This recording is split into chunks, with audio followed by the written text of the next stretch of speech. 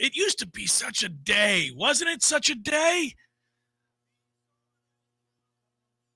Man, that was so fun when it was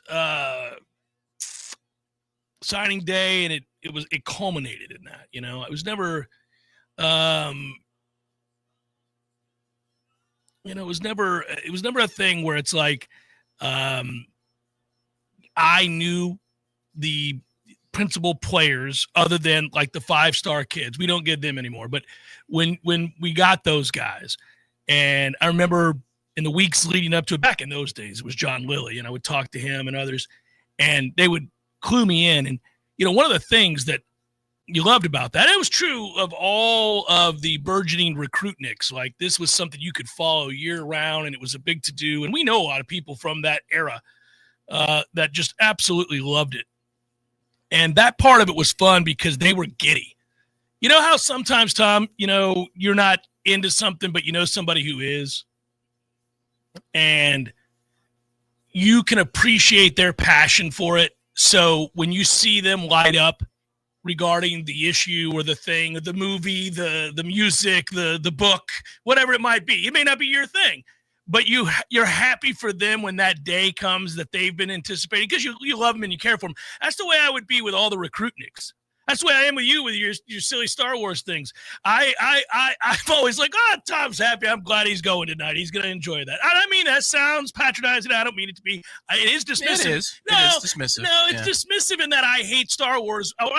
That I don't like Star Wars. It's not dismissive of your joy of Star Wars. You still got to see Andor. Which I'm sure is good because it's a good writer. Yeah. It's very good. Yeah. But show contributor Chris was, jonesing for the final Harry Potter book to come out in undergrad, and former intern Daniel P. with the Premier League. God, he loved the Premier League. Yeah, and so recruiting was always like that for me. Only I paid a little bit more attention than, say, I would, a Star Wars movie. I would pay more because these guys were going to be playing football for us on a Saturday, and I wanted to know just how well they were thought of, and the chances of them playing right away. Well, honestly, mostly the live action stuff outside of the series have been pretty terrible for Star Wars. You need to lean on the animation front. That usually is pretty good. So it actually makes you think a little bit more. So yeah, I get it. Oh man. So now, it's not that way anymore. And it doesn't mean that there aren't good things happening on signing day for Florida State, or obviously there aren't. It doesn't mean there aren't productive moments on a recruiting signing day from our staff. We'll bring on those guys because is Langston joining us today? I assume. Yeah, 2:00 hour. We'll get Langston on. I'll ask him about it. I know that I've talked to a lot of people heading into today about the class, and I know it's a sizable class, like close to 30 people. And I know what it's currently constructed of, but that doesn't mean there aren't some good players in there. It's going to be interesting. This is it's going to be a hell of a ride, guys. I'm more kind of along the lines these days of really trying to pay close attention to the steps being taken, and whether in the short term there is something that we can hang our hat on that is interesting and exciting, or is this more of a long-term thing? And as of right now, the evidence is telling me it's a long-term rebuild, and that they're going through the process. And I think, Tom, there's something there that I like. There's a ton I don't, and I've expressed that over and over again. But there's some stuff that I do like, I think, long-term. Possibly, maybe, possibly. But I could hang my hat on some of those things in the front office as not being an immediate fix in any way, shape, or form. It could very well just be a terrible excuse for kicking the can down the road. And I'm suspicious that that's exactly what it is, but it doesn't mean they won't fall into something good here, especially given some of the names I'm hearing and the kind of the front office shakeup. Okay. Yeah. So, okay. So the faithless has a little bit of faith that maybe something that not can in work. The immediate future, right? Now, I don't think it's going to help us next year or the year after. Well, yeah, the frustrating thing is that the stated goal of this year, which was to stabilize the floor, raise it back up to some baseline of 7 or 8 was not achieved. And so now you're looking at trying to do that again this year. Because you're trying to get to 7 or 8, if the ball bounces right, 9. That's the frustrating thing. But you're right, you could be building different silos here. Like that's I think one of the interesting things that's coming up over the next couple months to see how Florida State lays out the plan. And are they building an operation that is independent of Mike Norvell's football operation while it's all under the football program? Or is this something that is going to be in heavy consultation with Mike? And so therefore it's last year all over again, where he gets to name coordinators, right, personnel, front. It's still his program. That is the fundamental thing that keeps me interested in this program right here, right now. Is Mike going to drive the changes that are coming over the next month, or is it the administration and higher ups that are driving the football program's changes over the next month? Who's in charge? In short, who's going to be in charge? I think they're setting up an operation that will benefit the next head football coach. I think they're setting up an operation that long-term might benefit whoever it is that they hire after Mike. I don't think Mike is destined to be here for the long term. Mike wouldn't be here right now if they had been thinking a little bit more clearly at the end of 2-10 about the possibility that it wouldn't work out, that he couldn't get it turned around, even with some of the changes they made. I don't think they thought in a million years that they would have the season that they had. I'm sure, like the rest of us, I can remember very, very definitively walking out of that stadium. What a fateful Saturday night that was. It's the best part of the season. We all had it happen and celebrated it together. And I'll be forever grateful because that doesn't go away. But beating Alabama and walking out and hugging Knowles all around me in the concourse and celebrating with my dad and my children, I mean, that was huge, right? We couldn't have known it was going to be the best thing for the entire season, but it was awesome. And I'm sure in that moment, the administration, who was counting on a big turnaround, thought, exhale. Okay, we're going to be all right. This worked out. I mean, we've got a lot on the line here. It's very, very important that we have real progress being made. That was an indicator of that. The stadium renovations that people were anxious to see and the functionality of all that, people were ready to go. And then, of course, it just became a disaster. You end up having another losing season. And so I don't think that they were ever prepared for that. And so now they're scrambling, and I think that's self-evident. I think it's very obvious that that's what they're doing. They're scrambling. It doesn't mean something good won't come out of it long-term, but short-term, I think you're kind of effed. Well, the disheartening thing to me is for all the flaws that this roster had, 5-7 is an underachievement with the work that they did. Like they actually put in enough work to pay off the changes to be 7-5 or 8-4 with this year's schedule, especially once you saw what Clemson was this year. There was the 85% of their guys are coming back talk, and then there was the reality of they're not good. Like they're a mess this year. So that game became easier. Florida became easier relative to preseason expectations. Yeah, this really was a pretty clean shot at 7 or 8 wins minimum. And so even with the hard work you did, which I think you should still get credit for, they were able to put together a team that did resolve a lot of the problems of 2-10, but you still came up short. Like that to me is the ultimate disheartening fact when I'm trying to project for 26 is, okay, do you have to do even better with the roster? Because this schedule, we'll see how it shakes out, but do you have to do even better with the roster overhaul in order to insulate yourself from situational failures to get to 7 wins again, to get to 8 wins again? That's the hard thing to project out.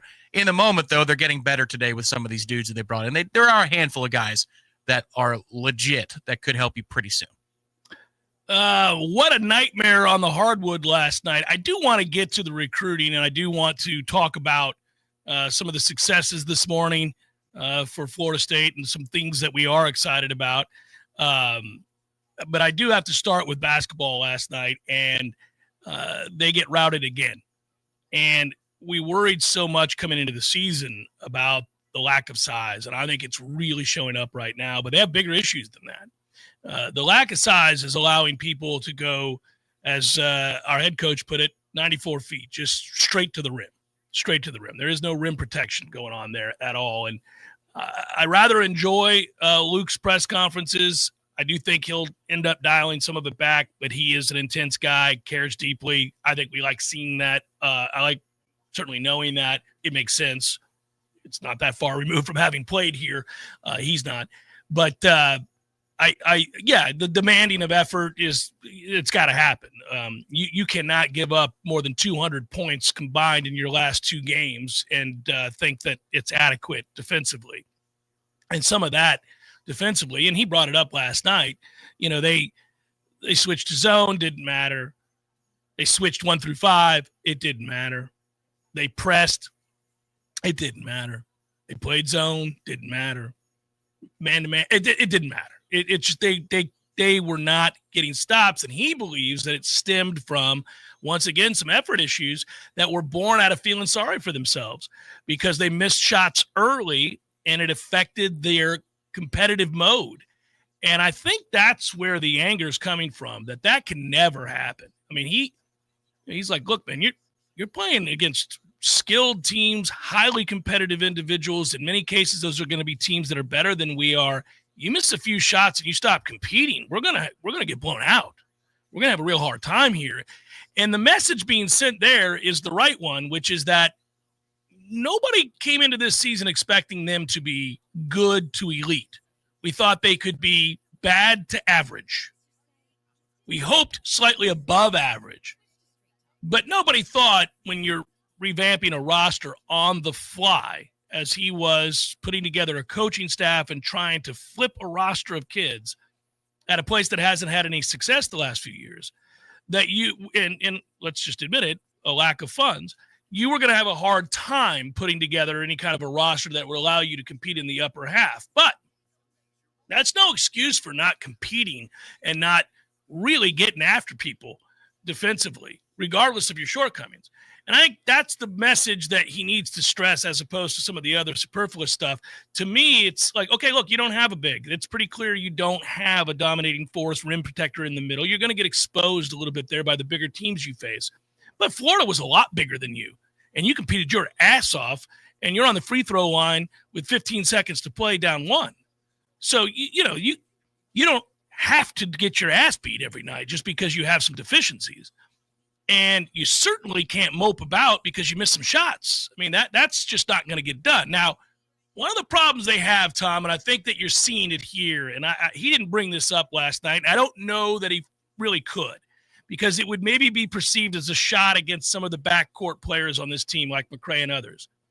But you notice when you watch Florida play right now, and they lost a good game to Duke last night, when you watch Florida, their front court is formidable. It is a problem for any team in the country to deal with. What's no longer a problem for the better teams in the country, and even us, to deal with against Florida is their backcourt. Their backcourt has taken a nosedive. And so when you look at, I'll use our game as an example, Florida State against Florida, we're in that game the whole way. We fight back. At one point, we're down 9 in the second half. You rally all the way back to make it, to have a chance to win it. The reason you could do that was what? Blow-bys. You could beat people off the bounce to the rim, and McCray did it all night, right? You could get to the basket. You could physically get around their guards. Their backcourt wasn't defending in the manner that we've now seen Texas A&M and Georgia's backcourt defend. And here's your problem. Houston's got a good backcourt, and Dayton does, and others do. And so this isn't going to get better because they are getting physically whipped in the backcourt. Marry that with a lack of size, and you get blown the hell out. Now, you want to throw into that stew a little lack of effort, a little woe is me because I'm missing some shots? Well, then you give up 100-plus points and you embarrass yourself. That's where we're at. Yeah. Well, and there are some moments that just irk me specifically. Now, after it's the second game in a row where Lejay is inbounding it, and it looks like he didn't give a damn about inbounding through the baseline. They did switch him out after their turnover and a quick bucket off of Make in the first half. But the previous game against Texas A&M is because we didn't move our feet to give him somewhere to pass the ball. But that's the kind of thing where the effort shows up and you go, do y'all even care? Like, what's going on here? And so Luke is waving the red flag early on, and he's willing to do so in front of the cameras and the microphones. Yeah, it makes for an interesting postgame. It does. And you know what? We talked about on Monday how it feels like there's a blitz from all sides of weakness when it comes to the football program. Weakness from the defense, weakness from the head coach, weakness from the administration. And you're just saying, somebody, for the love of God, stand forward and say something. Just set a direction. Luke is setting a direction. He's not going to go away timidly. I'm interested to see what happens the next couple of weeks, because if you're going to put your team on blast like that, now you did praise them for the good practices they had in between the A&M and the Georgia games, but if you're going to put your team on blast like that, I don't know that they're equipped for the fight against Houston or Dayton. What kind of psyche do you have when you open ACC play against North Carolina and Duke back-to-back? That is the question. Yeah, you got a problem. But it's okay, because here's what he's getting after. I don't think this is about the wins and losses. So the results can still be the same in the record book, meaning you either register a win or you register a loss. I feel like he's willing to accept, and I think we'll just have to accept, and we did going into the season know that they were shorthanded. So you can deal with losses. This is some of the stuff that we get into with football all the time. Like, I can deal with losses. I'm not the spoiled fan that thinks we should win 12 games every single season. I want to aspire to that. I want us to be an annual contender to win this Cheeks Conference, as I call it. I want us to put ourselves in a position to be one of the preeminent programs in this league and compete to give ourselves the best chance to maybe win another national championship. That's always the goal, right? But I know that the landscape of football has changed, and you're going to have some years where things don't break your way. You lose some guys to injury. You have a hard time accumulating depth, quality depth, because guys transfer willy-nilly. And so maybe you have a few 8-4s and 7-5s in there, as long as it's not a trend, as long as you get it back on track and are able to show that you're still an upper crust program.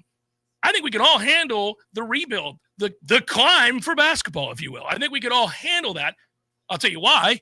You just signed 4 of the really key pieces to your success moving forward. That's documented. You know you have the cavalry's on the way.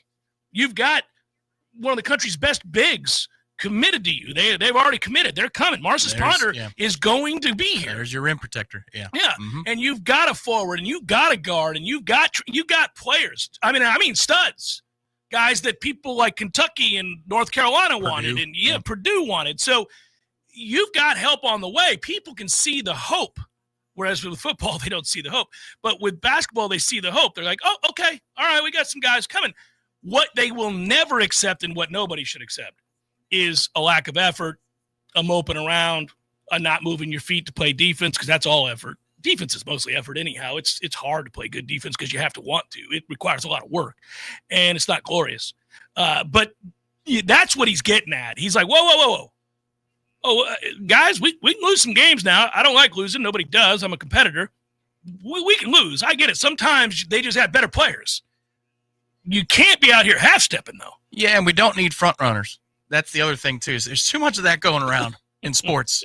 But I mean, it's not just these last 2 games. It's not just these last 2 games. He lamented slow first halves against the opponents in between Florida and these 2 SEC teams. Right, and they were a lesser-tier team, so we came out and blew them out in the second half. Right, yeah, but, game starts when a game starts. And last night, they were 1 for their first dozen from the field. And good thing Georgia didn't start hot from 3, or else it would have been a laugher even sooner. But they were, when they got near the basket, I think 90%, 80-90% for the first half. But they were cold for their first 10 shots or so from 3. And they like to take them as well. Yeah. Now, this was always, when we get back into the preseason, when Luke vowed that he wanted to schedule this way, we said, whoo, buddy. Okay, it's ambitious, Tom. You're going to wear it. And so, in truth, here we are wearing it. My whole thing at this point is, all right, man, you're not afraid to call out your team to the media. Sounds good. Is our psyche going to be intact for ACC play? Because this isn't the last one we're going to wear. By the indications of the previous 2 games, this is not the last one that we're going to wear between now and the time that we start with the 2 Blue Bloods for ACC play at the end of the month and early in January. Yeah, I think, and we got to go to break and come back and talk some recruiting here, but I'll tell you, I think that's an easy fix, man. That's a in-practice thing. That's you walk over, you put your arm around somebody who you just got done screaming at saying, I'm not doing this because I hate you. I mean, I care. You do too. I brought you here because I could tell in you that you had that competitive spirit. You had that fight. He's got a lot of guys that are from other programs, most of them, that have a lot to prove. And so, look, man, this is this opportunity that we have together, and I'm going to ride you to get the most out of you. And I can handle that there are going to be nights where it doesn't go our way. But what I will never put up with is a lack of effort. That can never happen, because if that happens, then you will have to sit down and I will put somebody else in, maybe a less talented player than yourself. That's what he was saying last night. Yeah, there's a brief exchange, too, that I want to talk about later when we bring up basketball later, but a moment where I go, whoa, okay. So there's evidence that maybe the roster is policing itself in real time. Yes. But it's just not taking hold because, we're also not It's talented a process. Yeah, it's a hell of a process. All right, let's go ahead. We'll take a referendum here on what's happened so far today with recruiting, where Florida State's at, where they're looking, nationally, but also what it means here locally as far as positions filled and areas of weakness and strength, and we'll go from there. It's Jeff Cameron Show, 93.3 Real Talk Radio, Warchant TV.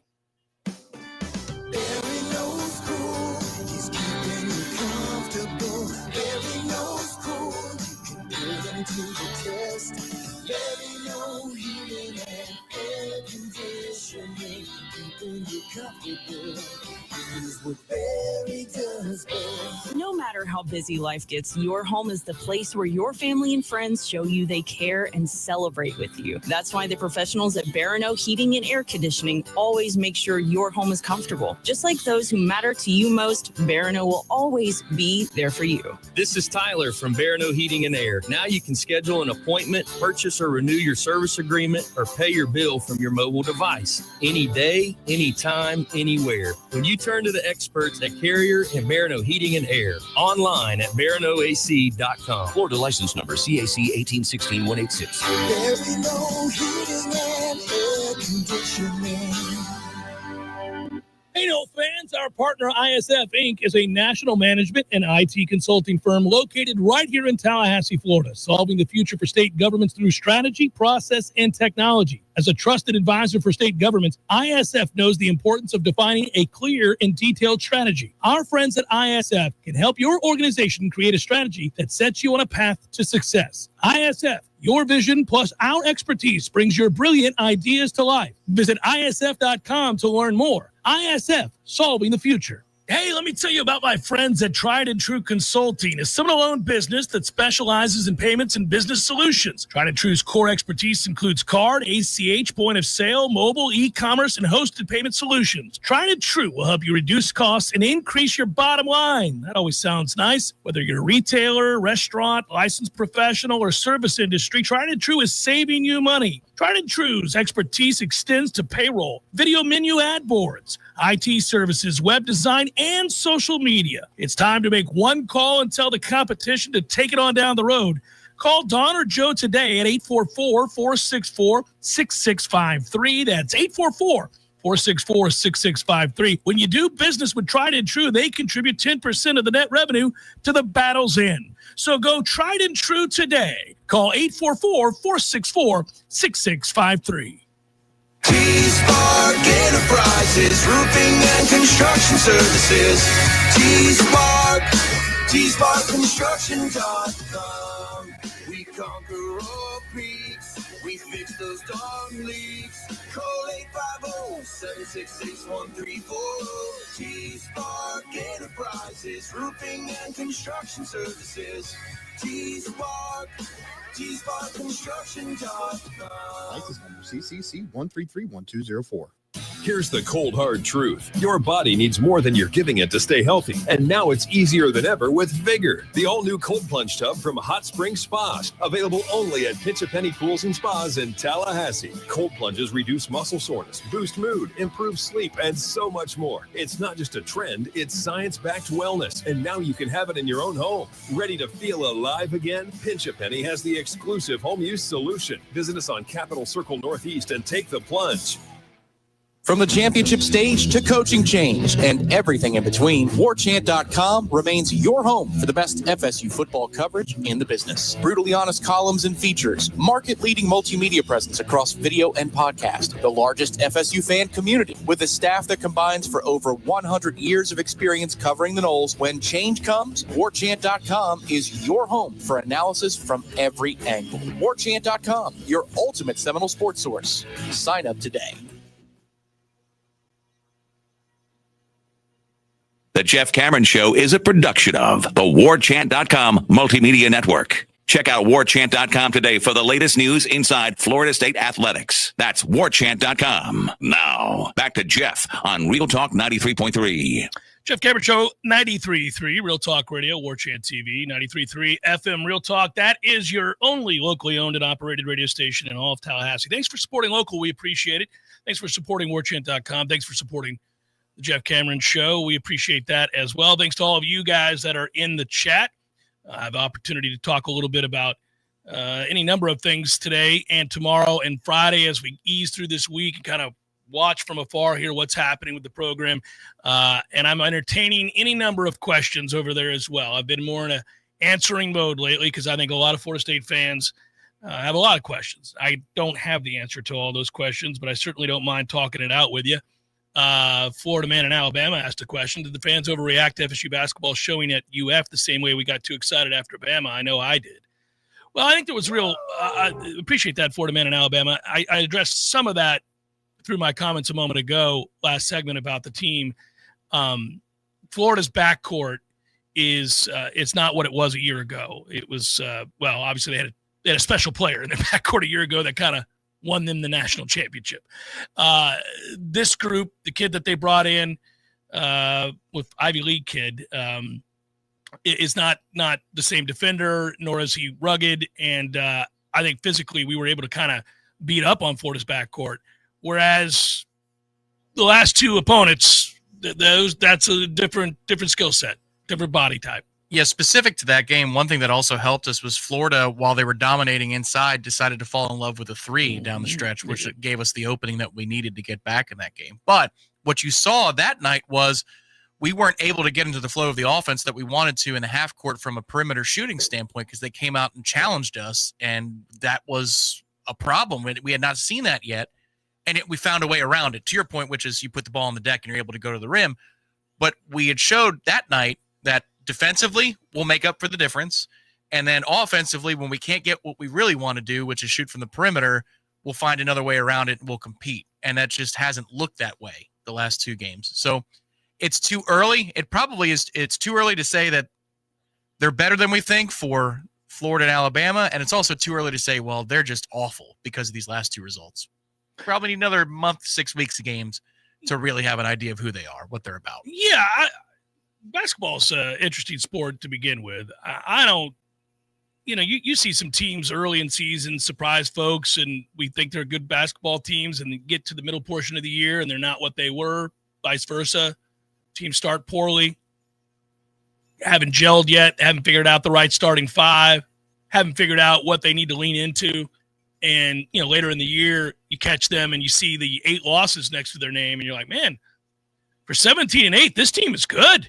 And you realize by going back and researching, they hadn't quite figured it out yet. They pulled this guy from the starting lineup, plugged this guy in, changed the rotation a little bit, played more zone, figured out, where their strengths were. I do think it is a work in progress, to your point. And it has to be. They have so many new players. And he's green himself. Luke has talked about learning on the job as well. And I think you see signs of that.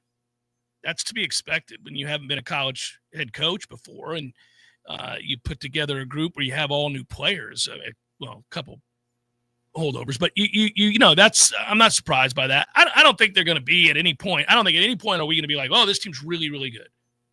We knew year one was going to be an uphill climb. That did get kind of probably skewed a little bit when they played really well against Florida. They played really well against Alabama, too, in that exhibition game. And the reason that we kind of noticed that was something that we could hold on to and feel good about was that Alabama was playing. They weren't out there just half-stepping. They played hard. So all of a sudden you're kind of, maybe we're better than I thought. And maybe we still are.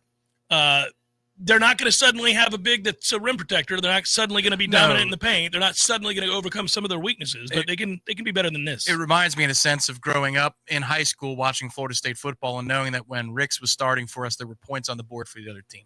Like there's 3 or 7, worst case 10 points on the board for the other team. Can we overcome that through the 60 minutes? With this group, it's you've lost the rebounding game. Like that, you're dead there. So how do we work around that? You're going to have to hit your free throws. You're going to have to. Well, and that's another thing, Tom. Yep. Jeez. Yeah. I don't know what you do about that. You're going to have to hit your quota from 3 and then transition, steals, whatever it is. You're going to have to find a way to work around that. I'm conceding in most games that the glass is not going to go our way. I want to talk about this. Let me answer one more question here.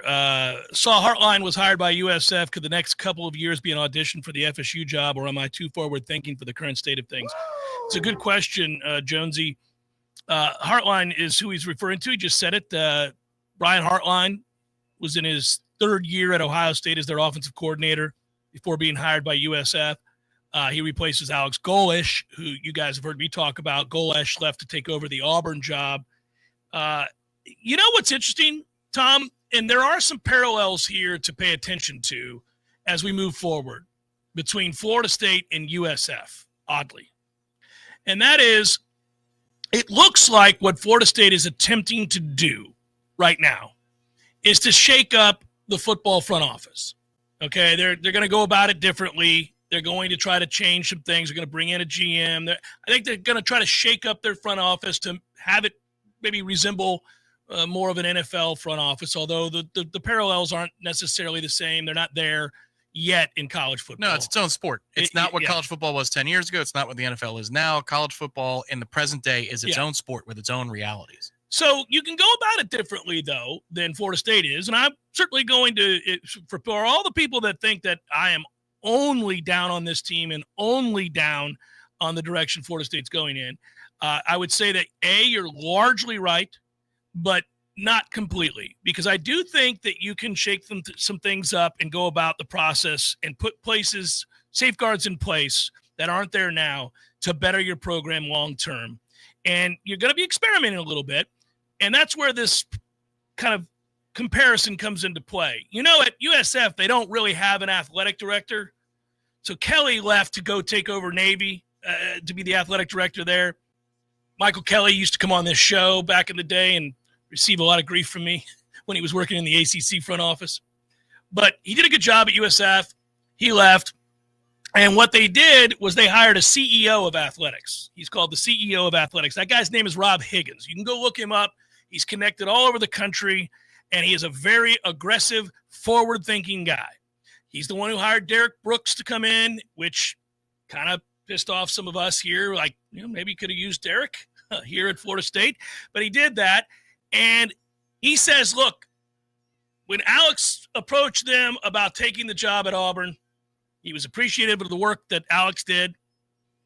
And he said, I knew right away we were going to have to be aggressive, forward-thinking, and, we don't want to take a step back from the progress that Golesh has made here. This is becoming a program of significance. They're opening their own stadium in 27. So that program is on the come up, and they don't want to slide back. So they hire Hartline, and Hartline's 39 years old. He's young. He hasn't been a head coach, but obviously with all those years of NFL experience as a player and then being a play caller, and really the reputation is that he is a relentless and effective recruiter. That's what he is. And you heard a lot of Florida State fans say, wouldn't mind Hartline being here. And there's a drawback to any one of these guys that haven't been head coaches, or if they've been head coaches in the American Conference or wherever it is, right? They're not names that you're going to go, slam dunk, got it, no chance this guy fails, we're good. That doesn't exist anymore. So you're going to be able to poke holes in anything with any of these guys. What I'm critical of is sitting status quo with the guy that has shown you what he can and cannot do and where we're at and the direction, the sinking of the ship, and then just remaining on the deck as we're watching this all fail. And, I would have thrown the life raft to somebody else, and for what I think is very good reason. But their CEO of athletics and the way they're restructuring their athletic department is something to watch. I'm going to be very curious to see what happens with USF. Yeah, we'll see what they do. The one thing I was very impressed by that they did in the last month was really the last couple of weeks when Golesh's name was out there. Mm-hmm. Their CEO is on Twitter saying, if he has an opportunity, we champion that for him. We're excited for Alex if he chooses not to come back. This is before he made his decision to take the Auburn gig. He's out on Twitter putting out a statement saying if he decides to go in that direction, we are ready. We are prepared to do what we need to do. We want him back, but if he doesn't, that's great for him. And then Alex takes the Auburn job. No animus. Right to social media says we are so proud of Alex. We root for him and his family in the next chapter. And stay tuned. We've got a great new thing lined up for us. Yeah, well, ready to go. They had a plan. Yeah, right. But they were also willing. Whether you have a plan or not is one thing, but then also the communication level to set expectations for the fans that are reasonable, I think is also a sign of a really healthy operation. And they just nailed it. Like straight up. They just nailed it. They used Twitter. It's not even like they were using the guy used Twitter to reach out to the fans. They don't have a ton of them out there. Not yet.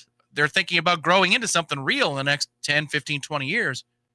But that was a sign of a healthy operation where communication between all parties, Golesh to the CEO to the fans, that was very well executed on USF's part.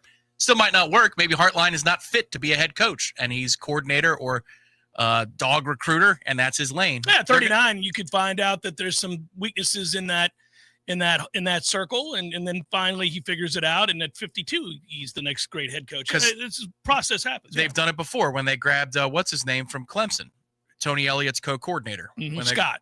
Jeff Scott. Yeah, Jeff Scott. Like that. The thought was, well, there you go. Yeah, this is one of the best miserably. coordinators in the game, and it doesn't work out. Yeah, we'll see what happens, but it absolutely is an audition for a big-time power job. 100% it is. If he's really good there, Ohio State's their fans are gonna say when Day slips, bring Hartline home. I mean, that's how that's gonna happen. They will. I tell you what, if I'm Hartline, I got an opportunity and a half here. He may be arriving at just the right time. You think about part of the angst that we feel as Florida State fans is that the sport continues to change and that inexorably we're moving towards something, which is another great shakeup in the sport. And you have to position yourself to be in the best possible place and to make sure that you're going to be part of whatever the next great revolution in the sport is. Losing records annually don't do that. And they make it a little bit more difficult for you to maybe even jump ship a little earlier. Like, we don't really want to wait till 2030. There's some thought you'd like to get out before, but when you're 2-10 and 5-7, it's a little bit more difficult to pitch yourself to ESPN and Fox.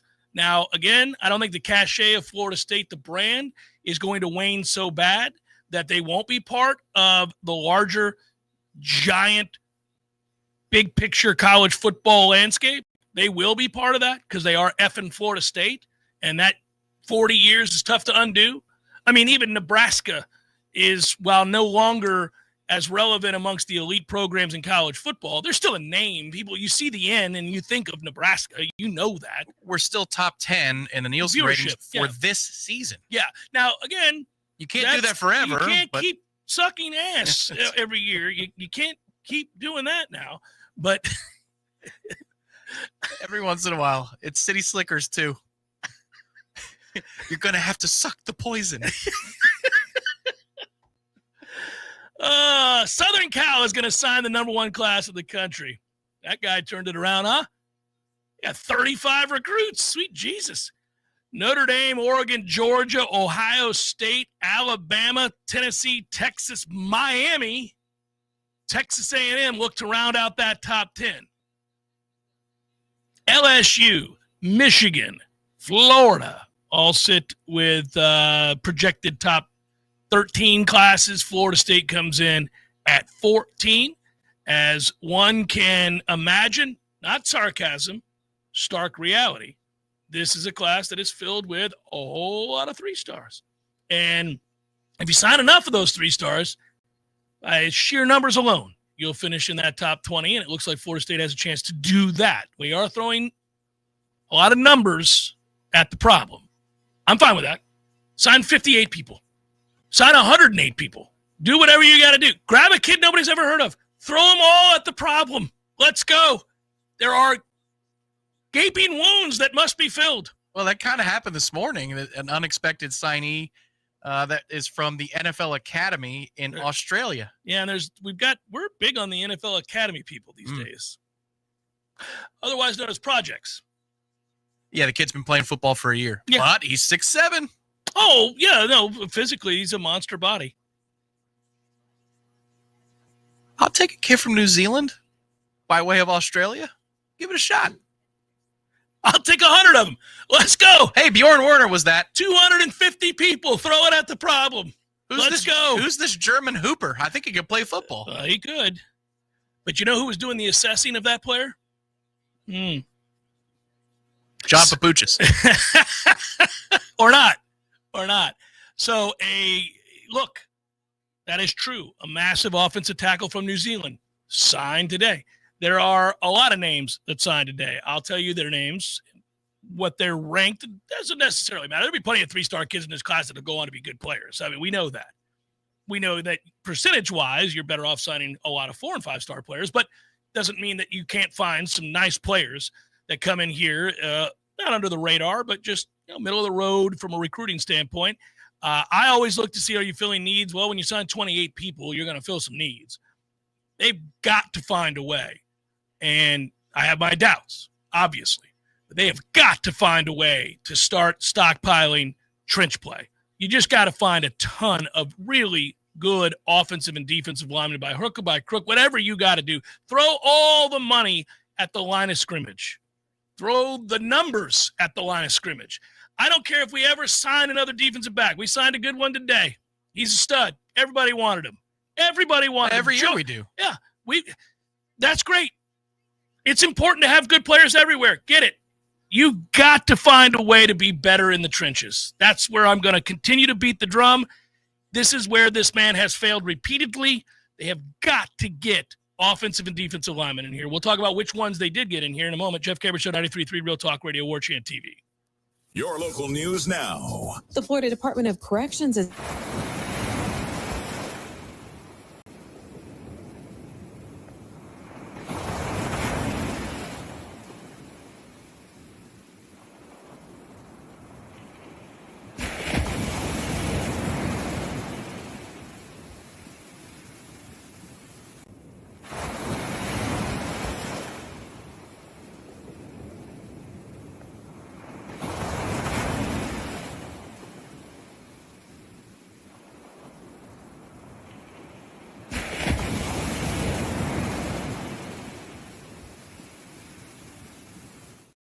A spokesperson with LCSO confirmed that no foul play is suspected. This is Rachel Anay with your Real Talk 93.3 local news update, brought to you by Macklemore Systems, Tallahassee's go-to Mac store. Check them out online at MacklemoreSystems.com.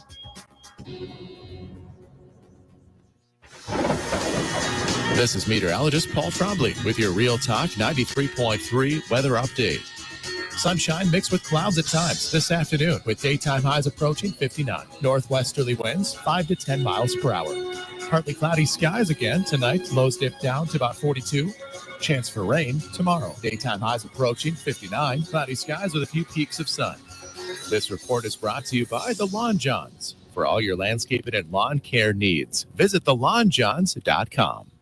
Currently 52. Leaky faucet, busted pipes, clogged toilet? M&L Plumbing is here for you. For all commercial, construction, and residential plumbing issues, call M&L Plumbing at 575-9393 or visit online at mnlplumbing.com. Injured? Call Basic Brooks and come back stronger. Offices, Tallahassee. Hey, Jeff, what's up, buddy? I was just thinking, they never tell you that when you grow up, one of the things that you'll miss are the games that you created with your friends in the neighborhood. Oh, good days. So I would have my buddy come over, and then we'd make up these games that were kind of like a hodgepodge of every game that you've ever played. Kind of like the bikes we built. Correct. Yes. And it's a grand experiment. In the beginning, nobody knows how to play the game, and you argue about what the rules are going to be. And in the end, everybody knows how to play the game. By the end of that summer, you know the rules, the neighborhood know the rules, and you play that game like it's the greatest game ever played. And they still try to break the rules, right? Oh, if you ain't cheating, you ain't trying. But at the end, Eddie, you're never going to play it again, and you'll think about it the rest of your life. And the best game you ever played was that game. Never been a better one. Hey, you want to have a Gordo Smash, Jeff? I do. I'd like that. Gordo's, bringing the flavor and flair of Cuban food to Tallahassee since 1996. The Jeff Cameron Show is a production of the Warchant.com Multimedia Network. Check out Warchant.com today for the latest news inside Florida State athletics. That's Warchant.com. Now, back to Jeff on Real Talk 93.3. So Florida State has, from what I was just counting here, signed they have 30 commitments coming into the day. Verbal. It was 27 earlier in the week. Then they added a couple on the eve of signing day to get it to 29 offensive linemen. The flip from Syracuse and the JUCO kid that committed last night. And then the former Auburn commit that is from Australia. So that's 30, right? Yeah. So it was 30, and I guess they've gotten 22 of the 30 now, because I saw while we were on the air that Jaden O'Neal, the quarterback, that's correct, has signed. All right, so Jaden O'Neal, you guys know about Jaden O'Neal. He used to be committed to Oklahoma. Oklahoma moved on to somebody else, and so Florida State was able to land him amongst those that were interested. Arizona was interested. Arkansas was interested. At one time, I think Auburn was interested. So that's who you got there. I think at some point, is he composite 3? Composite 3. He's been 4 and 3 over the period of this recruiting cycle. Yeah. So there's the quarterback. You're always looking for a quarterback, and a lot of people wanted to know, was he going to sign? He did. So you've got him in the fold now. And going back through the day, I think we go all the way back to this morning, Tom, and I know you and Matt Lasser did a video for it. I would start at cornerback. I mentioned Chauncey Kennan at the break. Chauncey Kennan's a 4-star who is a diehard Nole, a legit stud talent, a guy that everybody wanted. You had to fight off good to great programs. You had to fight off Georgia. Let's just start there. You had to fight off Georgia to keep him. You did that. Kudos, Florida State, for getting Chauncey Kennan. Miami wanted him. Florida wanted him. Auburn wanted him. The list goes on and on. This is a top 50 national player. This is a big deal to get Chauncey Kennan. I am not going to poo-poo that. Good on you, Florida State. And I'll just say this, Surtain has proven to be a good recruiter. Now, I think this was a whole staff thing from what I've read, but Surtain is a good recruiter. We nobody else on this staff is worth a damn in recruiting, but he is. And, well, there's one other. I would give you, in terms of Mike Norvell's long-term people, Chris Thompson has been very good. We don't use the tight ends, but we have 700 of them. He will land you a tight end, a good one. Tiller, Landon Thomas, Lofton. I'm waiting. When's Landon Thomas going to make a play? That's the scheme's problem. When's Landon Thomas going to make a play? Chase didn't even play this year, did he? You talk about sought after by other big-time programs. These guys are. So anyhow, that could be a development issue. You're right. I should sour on another aspect. He helped on Amari Williams too. But again, I get it. Yeah. So, hey, that was a big get. Chauncey Kennan, that's the name you're going to hear referenced the most, I think. Michael Langston is going to join us in hour 2, and I'm going to ask him overall about this class. I couldn't help but notice, Tom, in one of the videos that I saw Langston in, he was not enamored by this class. That's right. Yeah. Is one way to put it. But I don't know what you would expect coming off a 2-10, 5-7. See, I'm trying. I'm trying very hard, Tom, to just be the shepherd. I am trying very hard to just, hey, look, these are the guys. This is what it is. This is where we're at. I want my wallet back. What does it say on it? Bad football coach. I do like that we have a linebacker by the name of Karan Maycock, and I hope he's good. I also like that we got a legacy at tight end, Corbin Fordham. I remember Todd Fordham. So, and we've got Fordhams everywhere in the world of college football, by the way. So good for him. I don't know why. He may not be any good at all, but I'll throw my trust in the competitive wherewithal of Jonah Winston. Just because he's Jameis's brother, he's got to have a little something to him. We're talking about Jonah Winston. He's got to have a little something to him, doesn't he?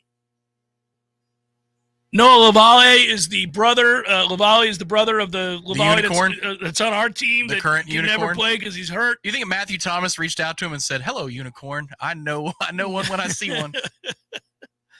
Another big name, and we got to go to break here in a second, is Franklin Whitley, though, and I haven't talked about him. There's a couple other guys that we could talk about that, all right, that'll work.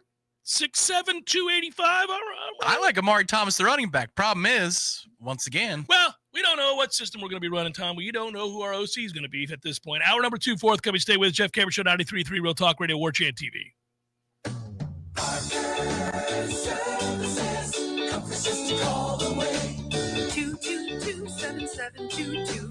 AC and electric is what we do. Service, repairs, and installation too. 222-7722. Parker Services. Comfort's just a call away. Parker Services. Comfort's just a call away. Fall is here, and that means it's time to make sure your home is ready for the season ahead. At Parker Services AC and Electrical, a peak performance membership keeps your comfort systems running at their best year-round. Members enjoy priority scheduling, exclusive discounts, and seasonal tune-ups that help identify small problems before they turn into big repairs. Don't wait until your heater has issues. Call Parker Services today and ask about peak performance membership. Parker Services. Comfort's just a call away. License number CMC 050334, EC 130124140.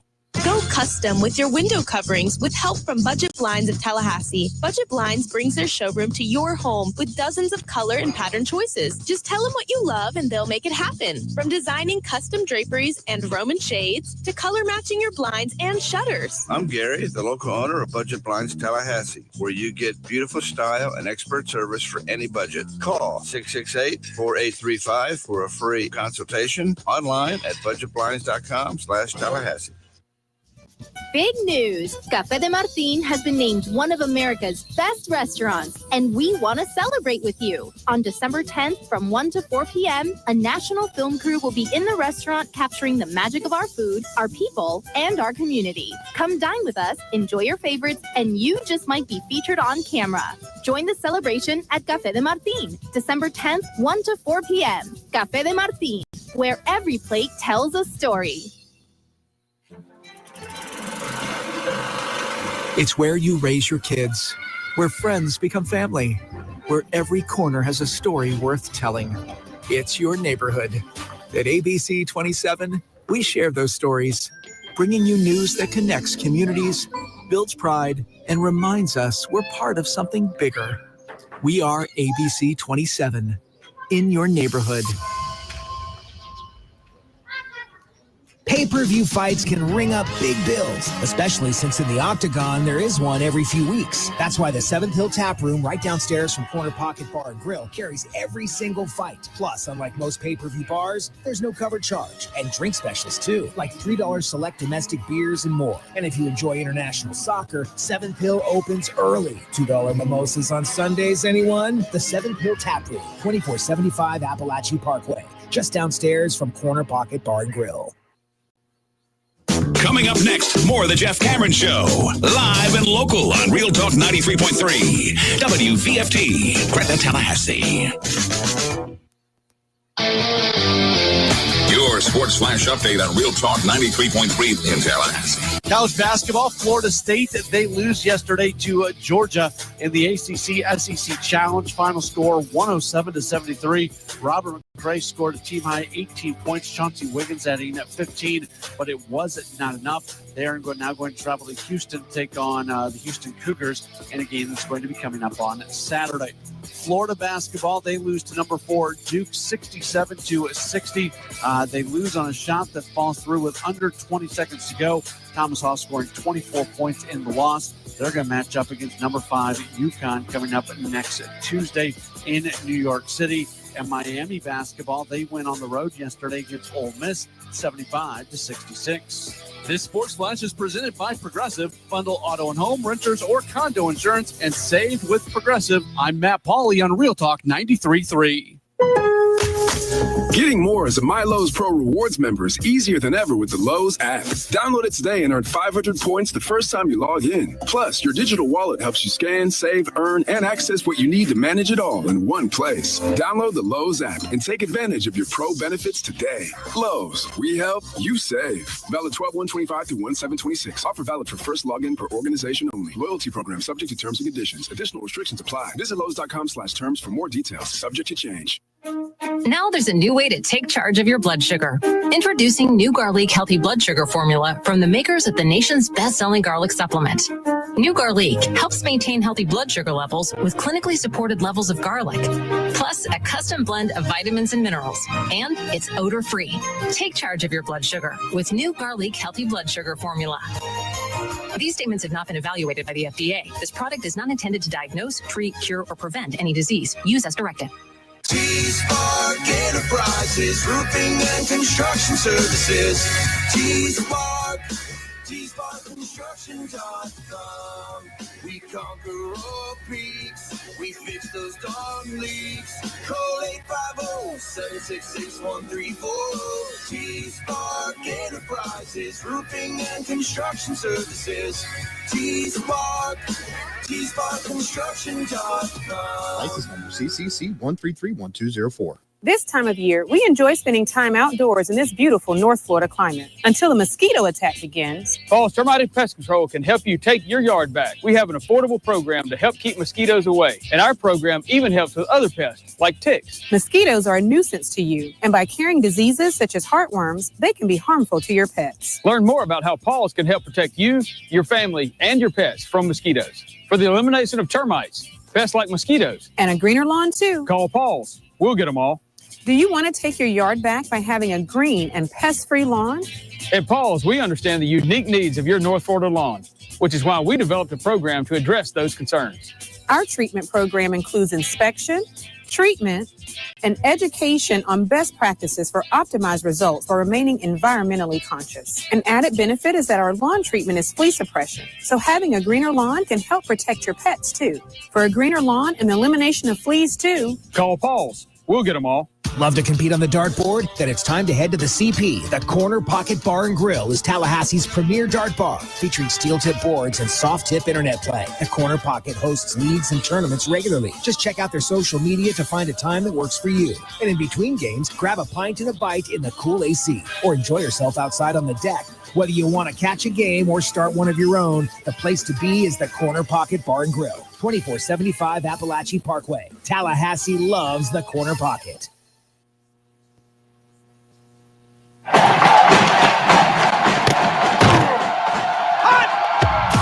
Broadcasting live from Florida's capital city, this is the Jeff Cameron Show, brought to you by Orange Theory Fitness on Real Talk 93.3. Now, stop what you're doing and listen closely. It's time for the Jeff Cameron Show in 5, 4, 3, 2, 1.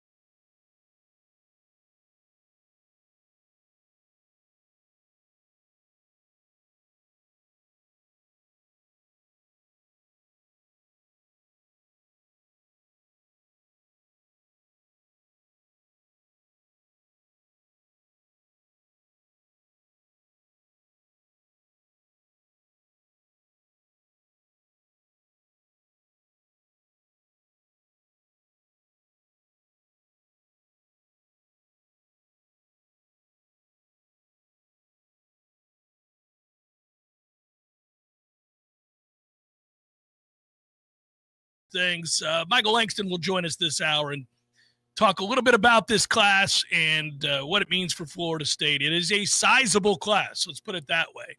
And no real big surprises as of right now, Tom, I don't think. Nothing where you'd go, whoa, good or bad. Nothing crazy. Yeah, Isaiah Williams was just announced. He is Rivals' #1 linebacker in this class, is now in the fold for Florida State officially. Thank goodness, buddy, because my God, have we been waiting on a linebacker worth a damn. We've had serviceable. We've even had individual players that you'd say, hey, you know what? Tatum Bethune, solid as a rock. But we have not collectively as a core of linebackers had somebody commit from the high school ranks that you go, that's what it looks like. There we go. That's a big deal. And, we'll see. We'll see. Hopefully we get him in here, develop him, watch a kid become elite. Watch a kid become something that we are in desperate need of, buddy. Desperate need of.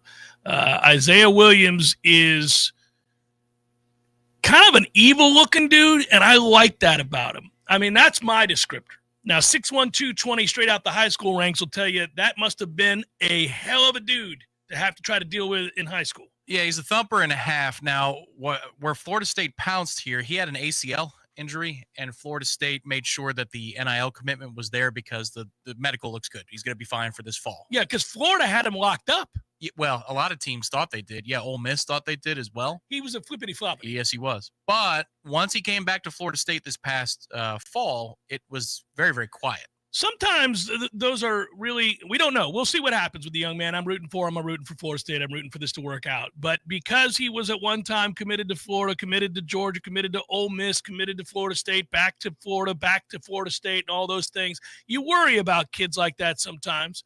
You worry about maturity level. Everybody does. You worry about all that sort of things. But Florida State is getting from a clay standpoint, the develop. We talk about Georgia works with different clay. When they have their offensive line recruits come in, you're like, what? That looks different. That's certainly something. They got a clay guy here. They got a guy that when you watch him play and you look at him, you go, ooh, okay, all right. And I just like that he looks evil. There's a faraway stare in his eyes that tells me he might be a little twisted. Yeah, you want your line. I mean that as a compliment. I'm not trying to knock this kid. I want my linebackers to be a little borderline criminal. You want your linebackers wailing in pain before the game starts in the locker room. Yeah, weird things. And crying. I want to look over at him like, what is happening here? This is nuts. Ah! Yeah, whoa, like, oh, yeah. Whoa. No, he does that. That's before every game. Don't worry about it. That's normal. Yeah, no. Yeah, his only way to get that off his chest is to go out and destroy people. There's a running back recruit that comes in and says, what the hell? Mike Tyson used to cry before fights. He didn't want to. Don't make me do this. Yeah. Don't make me do this. Okay. And then 5 minutes later, like, let's do this. Like, oh my God. Yeah. What's about to go down here is going to be nasty. So here you go. There you go. That's a big name, and they get him into the fold, and I'm happy about that. And he'll be alongside Karan Maycock. Maybe that'll be the so Lavallee and Maycock and Williams. They'll fix your floors just like that. Who do you call Lavallee, Maycock, and Williams? Best in the business. Is that a law firm? No. They're like Serve Pro, but local. Really good. They'll be there tomorrow. Best looking floors you've ever seen.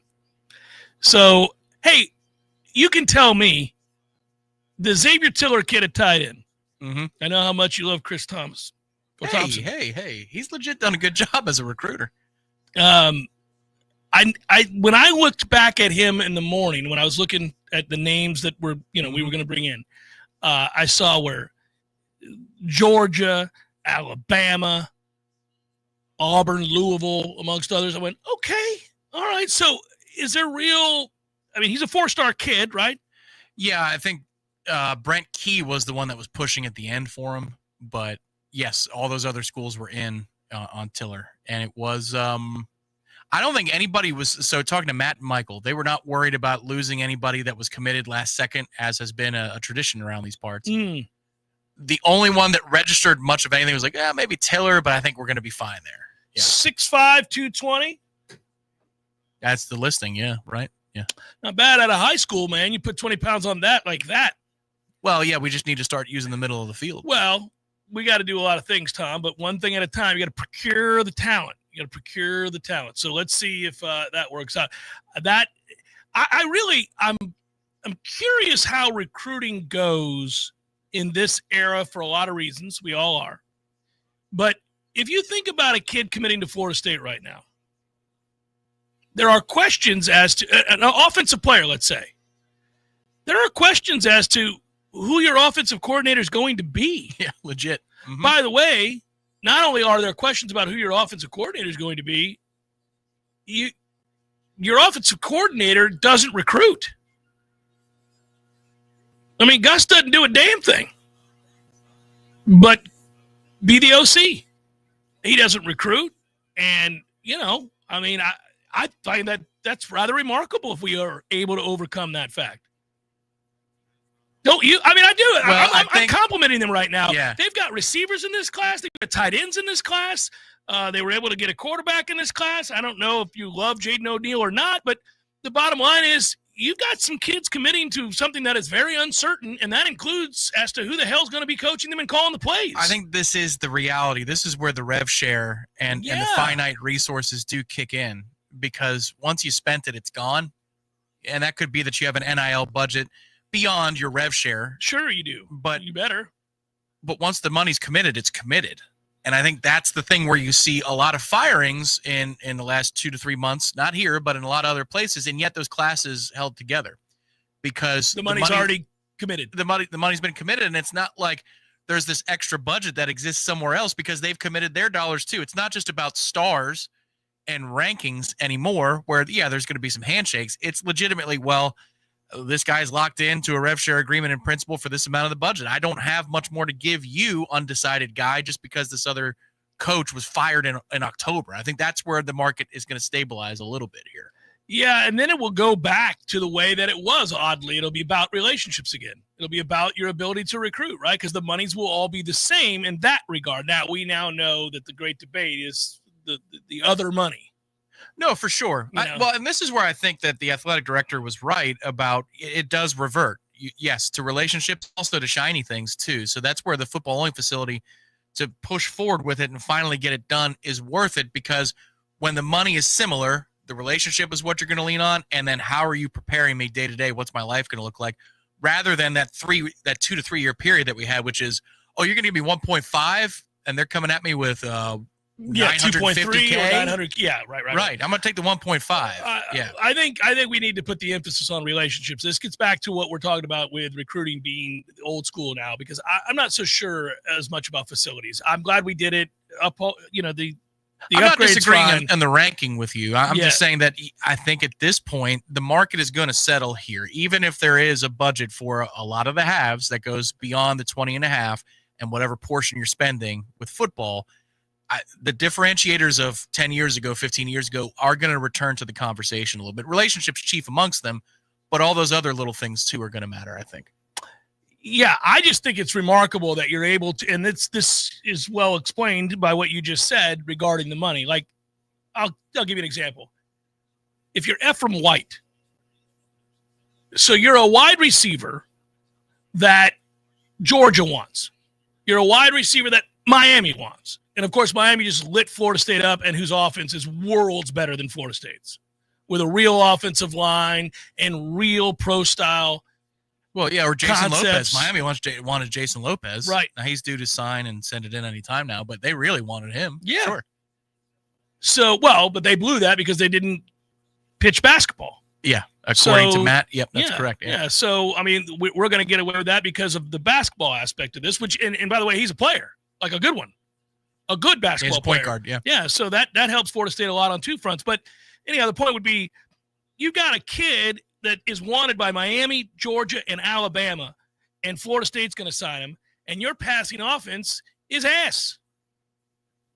That tells you that it's about the relationship and the money, because there's no way that you would outduel them with this offense and the uncertainty as to who's running it. Hey, I asked Michael this question on Monday in the Smash. I said, look, you're never going to tell Tim Harris to stand down because he's done a very good job this year. That's the other good recruiter on the staff. Yeah, we were talking about long-term. Short-term, Harris has had a very nice year. But you're not going to tell him, hey, turn away some of these guys if you got them on lock, Brandon Bennett or Devin Carter or Jason Lopez or White or, they've got a lot of good receivers in this class. And I said, Michael, I'm confused. I'm completely confused. Because the scheme doesn't match where we're strong in terms of this cycle. Like, if you said offensively, what do we need to be better? Where do we need to focus? Receivers maybe last? If you're just let's just assume that Gus was coming back for next year for 20 seconds. Where do we need to focus last? Probably receiver. Probably need to focus on anything and everything else before wide receiver. And yet, here's Tim Harris kicking ass and locking down a bunch of different receivers that are quite good. I am going to spend an inordinate amount of time trying to get to the bottom of whether or not your offensive coordinator is coming back. To me, that's the whole thing. It feels like the punt to Friday for the presser was to help let these things resolve. I don't think there's any doubt, Tom. It has to be, right? This to me did not work. And not only did it not work, I never got the sense as the season went on, I'm not even sure at the beginning of the year, I could be reading too much into this. I don't think they like each other. There were rumors before the season started. I don't think this is copacetic. It's not reportable. And there's whispers about everything at any time. I'm not just conjuring it out of thin air. Yeah. I'm saying there are observable elements to this where you go, I don't know that these two guys are on the same page. The number one observable element after Stanford, we do nothing. And Gus has the coordinators go to the podium before Mike does. What in the world are you doing? And Gus was asked, have you spoken to Mike about what it is to be going through adversity as a head coach? He goes, I'm just the offensive coordinator. So wait a minute. Screw him. So, yeah, right. So we just had months of human interest stories about how the life comes full circle. And somebody who was the apprentice is now the master. I never loved that. I never loved all of it. And, we talked about this. I made jokes that pissed people off about running into the arms of Granddad. Yeah, old Pappy. I didn't like it. I don't like his offense. Didn't like the back part of his career. He was failing at UCF. He was a life raft. But anyhow. Have you ever talked with your former protege about this adversity? He's going, no, I'm just the offensive coordinator, and I'm worried about the offense. Next question. Okay. Well, you keep leaving out the most important element of that imitation, which you're good at. You got to finish the statement with...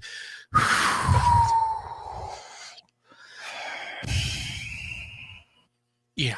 Well, obviously, you need to score more points. That's on the coordinator if you don't score points, and that's what we're working on in practice this week. I'm telling you, I'm watching a very important moment in a football game. Tied at 17, a big drive is at hand. It is the fourth quarter, and it's 3rd and 4. Not quite in field goal range just yet. Gotta have it. Me staring at my screen. Can't wait. Maybe a little money on the game. All in. My wife walks in, stands in front of the television to ask me a question about nonsense. Nonsense that I don't care about in any way, shape, or form. And have you seen the AAA batteries? And I become Gus Malzahn instantly. Did I nail it? You did. Honey, you know where the ruler is at? And then it's me going,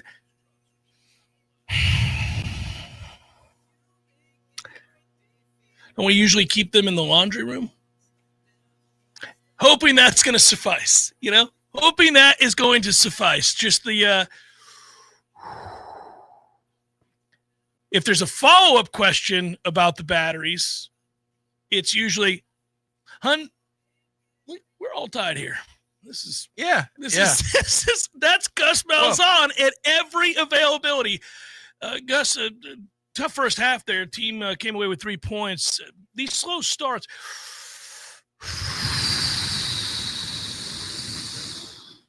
we were in overtime with the Islanders in the COVID playoffs when it was brought up to me that maybe we should look at buying a house. This was the look on my face. I was like, this is overtime. I mean, it's akin to walking. There are 23 other hours. You could wake me up at 4 a.m. and I would be less aghast. Yeah. This is overtime. Hey, honey, I can't sleep. I've been thinking maybe we should buy a house. You could shake my shoulder at 3:32 a.m. and I'd go, fair enough. It's eating you up inside. Yeah, why don't we get up, get a glass of water, and talk about it a little bit? You know what I mean? Like, yeah. This is the Eastern Conference Finals. We haven't had sports in months. We've got a chance to hoist a trophy, play in the final round. Can we hang on for 20 minutes? Yeah, that's the end of a movie that's been riveting. There's like clearly 15 minutes left. Hon, no. Parents were always very good at that, too. Oh, no, we're not doing this. That's him. The second he walks into the room to have the conversation. It's great. Jeff Cameron Show, 93.3 Real Talk Radio, Warchant TV. Games for Less, Tallahassee's largest selection of new and used games, as well as new and used consoles like Nintendo, Super Nintendo, Atari 2600, PS4, and PS5. You name it. Locally owned and operated since 1994, trade-ins are not only welcome, but Games for Less pays more for your trade-ins than the big chain stores. That's not all. Games for Less now buys and sells new and used vinyl records to boot. George loves the Beatles, by the way. Reserve all the new releases today at Games for Less, conveniently located in the Walmart Supercenter Plaza on Appalachian Parkway. From the team behind Mac and More Systems comes IOWise, Tallahassee's trusted source for IT services. Protect your business with 24/7 cybersecurity, managed IT support, cloud storage solutions, network design, voice over IP phone systems, expert tech counseling, and more. Whether your business is growing fast or just getting started, IOWise keeps your systems running smoothly and securely. Local service, big solutions. Visit iowise.com today and work wiser with IOWise.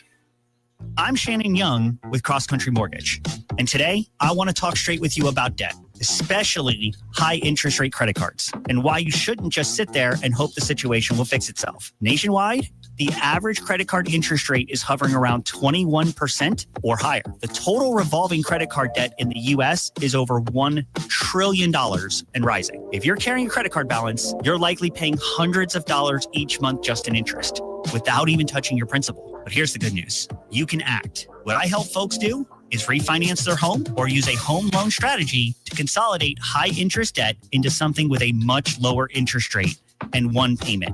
It puts you in control. So if you own a home or you're buying one, let's talk about turning your house into a tool so you can stop the credit card interest trap and you can stop feeling like you're paying lots without making progress. Go to loansforknowles.com. That's loansforknowles.com, and let's get you on a smarter financial path and get out of the high interest grind. Big news! Café de Martín has been named one of America's best restaurants, and we want to celebrate with you. On December 10th from 1 to 4 p.m., a national film crew will be in the restaurant capturing the magic of our food, our people, and our community. Come dine with us, enjoy your favorites, and you just might be featured on camera. Join the celebration at Café de Martín, December 10th, 1 to 4 p.m. Café de Martín, where every plate tells a story.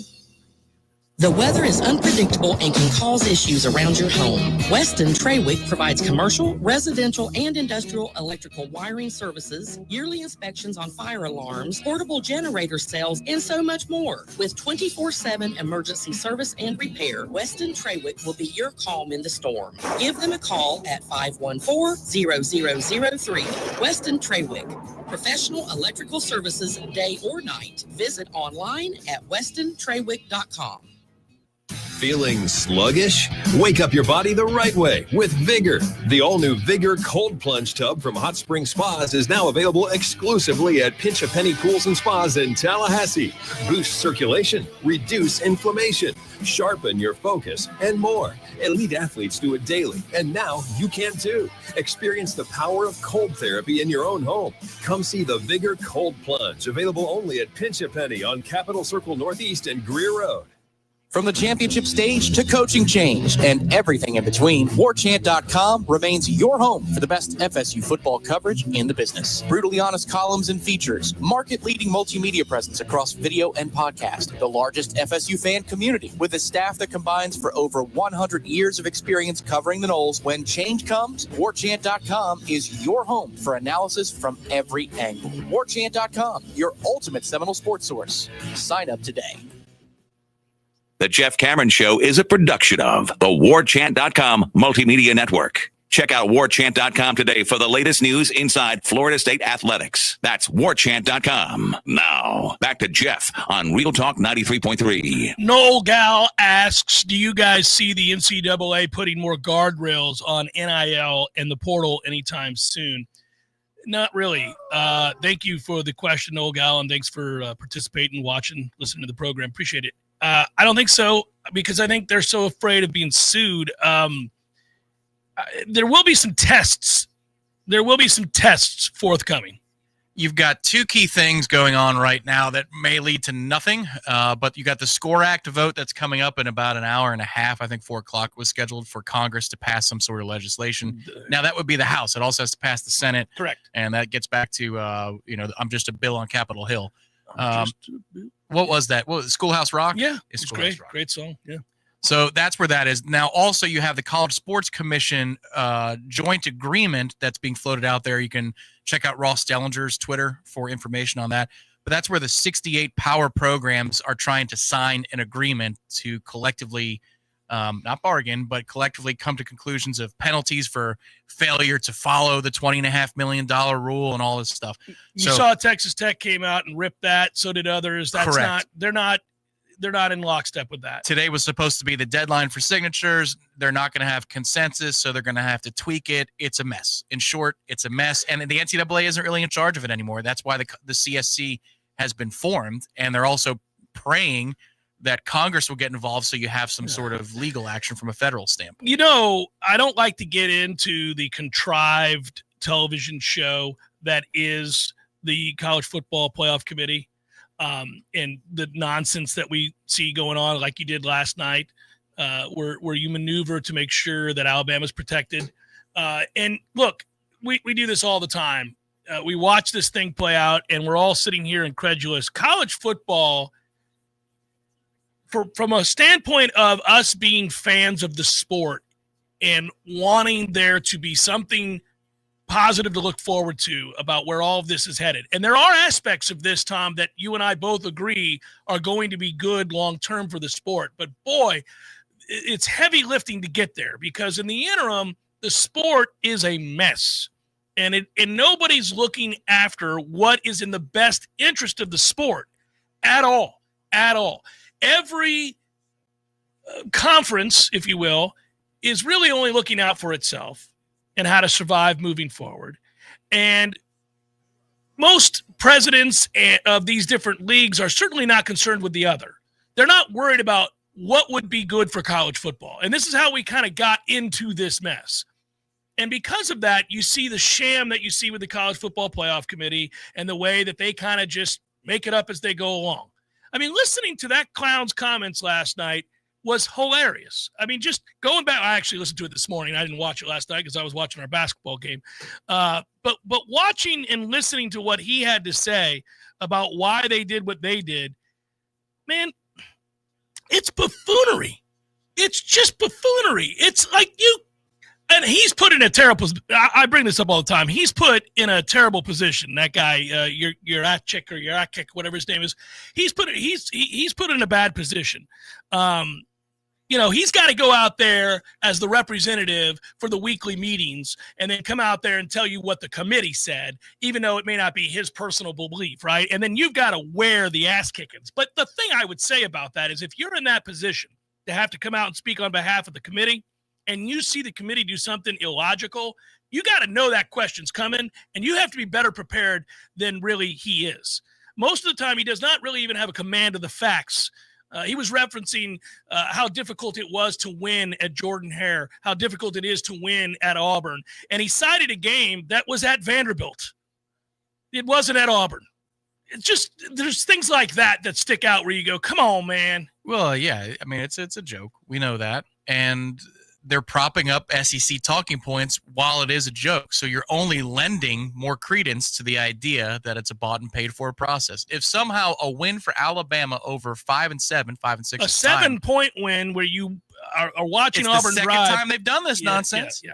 So, I mean, at what point do you just call it for what it is, which is this is going to benefit the networks only, and it's going to benefit the bottom line if push comes to shove? That's what they're going to do, because historically that's what they have done, and precedent be damned. They don't care about precedent. Well, they want your ratings. They wanted to insulate Alabama from being on the bubble. Alabama's not the problem here. Where they're going to, and this is going to be crazy because I don't know how they're going to get away with it. And they're worried about it too. They'll just decide to. That Notre Dame Miami situation is coming to a head. Yeah. I mean, it's been there. It's been staring them in the face. But they've always hid behind. They're not on the same tier because they had a group of 4 that they were looking at, not a group of 4 teams. Yeah, yes, because if BYU loses this week, they're going to lose this weekend. Choice. Yeah, they're going to lose this weekend. They're what are they, 20-point underdogs, wherever they are? Maybe it's 11. I can't remember. It's about better losses, buddy. It's always about better losses than better wins. So when they lose, what does it do? Well, it puts Notre Dame and Miami right next to each other. You can no longer claim you're not comparing like resumes. They're one spot apart from each other, and Miami beat them head-to-head. Now, listen, I'm not going to sit here and lobby for Miami, but I want to say, hey, welcome to the party, pal. You're going to get screwed just the way we got screwed. And Miami unequivocally has the better wins. That's just true. They have the better wins. Including the one against the team they're competing for the spot for. Notre Dame has the better losses, and so somehow that gets rewarded, the better losses. Well, yes, Miami has the better wins by virtue of their win over Notre Dame.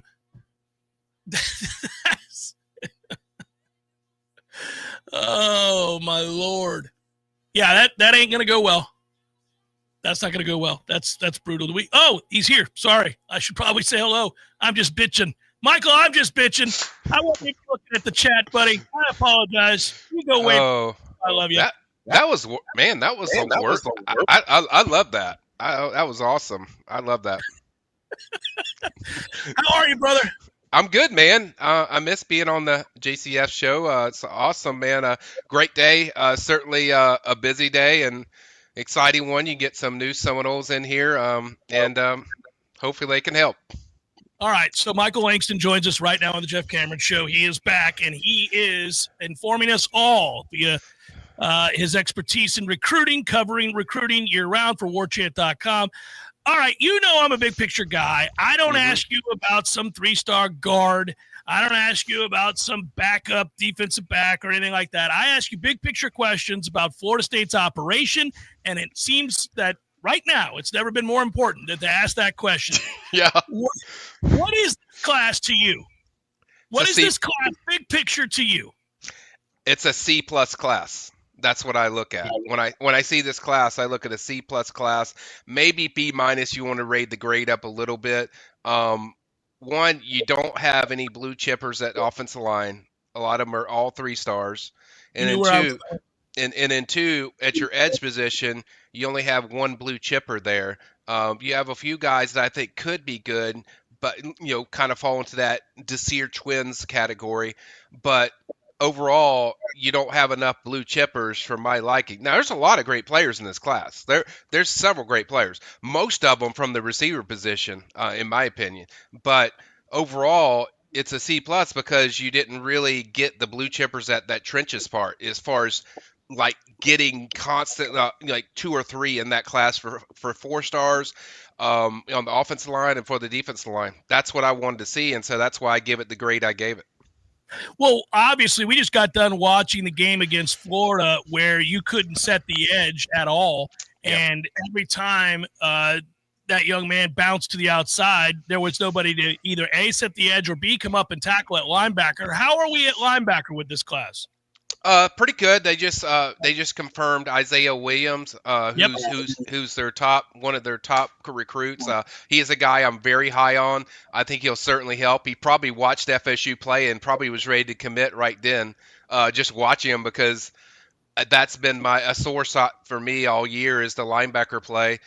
Just felt like it's been very, just not good. So I think he'll add a lot to that, having Isaiah in there. I'm really high on Karan Maycock out of Miami Central. That's a kid that I feel is probably undervalued. I don't usually say that a lot about the rankings, but that's one that I feel like, probably is a little bit lower ranked than he probably should be. Great player, fast, really good outside linebacker. We're going to be able to cover people, which we see that the FSU linebackers, they haven't been able to cover pretty much anybody, whether it's a tight end or whatever. So I think those two guys really stand out to me, Jeff. So go back to Isaiah Williams, because that is unequivocally agreed upon amongst all the sites that cover college football that he is a 4-star player. He's a good football player, projected to be anyhow, but he had a bunch of flippity-floppity. So does that ever worry you when you get a guy like that who's been all over the map? He did settle on Florida State, but he was a little all over the map originally. It did concern me a little bit early in the process when I saw all this jumping around. But I kind of started to slowly change my tune when the last time he switched, where he was taking any visits. He shut everything down. He did exactly what he said he was going to do. He said when he committed the last time, he's like, this is what I'm going to do. And he followed through. And so I started to win me over. He spent a lot more. I mean, he was on that campus at FSU more than any probably commit that was on the commit list for FSU. He was there almost every weekend. Even they played Kent State. Sorry teams, just teams that you're not going to see a lot of product, but he really wanted to be around the guys that he's going to play with. That gave me a lot more respect through his recruitment of what he was doing, because it's like, okay, he knows he was a flip-flopper all over the place, and maybe emotionally just being a kid, but then finally he's like, okay, I got to be adult. Let me get this thing done. This is where I want to be, but I got to build trust with these guys to know that they can believe in me when I get there and play, because if you can't trust a guy in decision making on picking a school, how are you going to trust them in covering somebody out of the backfield or crucial play? So I think he really did a lot improving that, and he really sold a lot of people at FSU when he really showed what being a solid commitment means, and he signed today, so wrapped it up today. So I think he's really started to really change that perception of what he is after the way he handled the end of his commitment to FSU. Chauncey Cannon is a stud and somebody that, I think a lot of people thought as the process went on, eventually somebody would swoop in and try to make a big play for him and wrestle him away. And that includes, you're trying to get a kid that Georgia wants. You're trying to get a kid that Miami wants. You're trying to get a kid that Florida wants, and all of those schools are better than you right now, and all of them recruit better than you right now. And obviously Georgia is a mega dominant program. But he grew up a lifetime Seminole fan, and there were so many other factors, including isn't his sister here, I believe. So there's all of these things. So you had an edge there, and you closed the deal. Rather than be cynical, I'll celebrate. They closed the deal. Yeah. What is he? Is he a kind of kid that comes in right off the bat and plays? I know he's long. I know he's 6'1". Mm-hmm. He's well thought of by everybody. Talk to me about him. Yeah, I think his impact will be very similar to Jabril Rawls out of Pensacola Catholic that they have on their team already. He has a lot of similar skills to him. Jabril's probably a little bit longer as far as reach and range, but overall, I think it'll take a while to get him accommodated. But once he gets in there, I think his name you'll hear.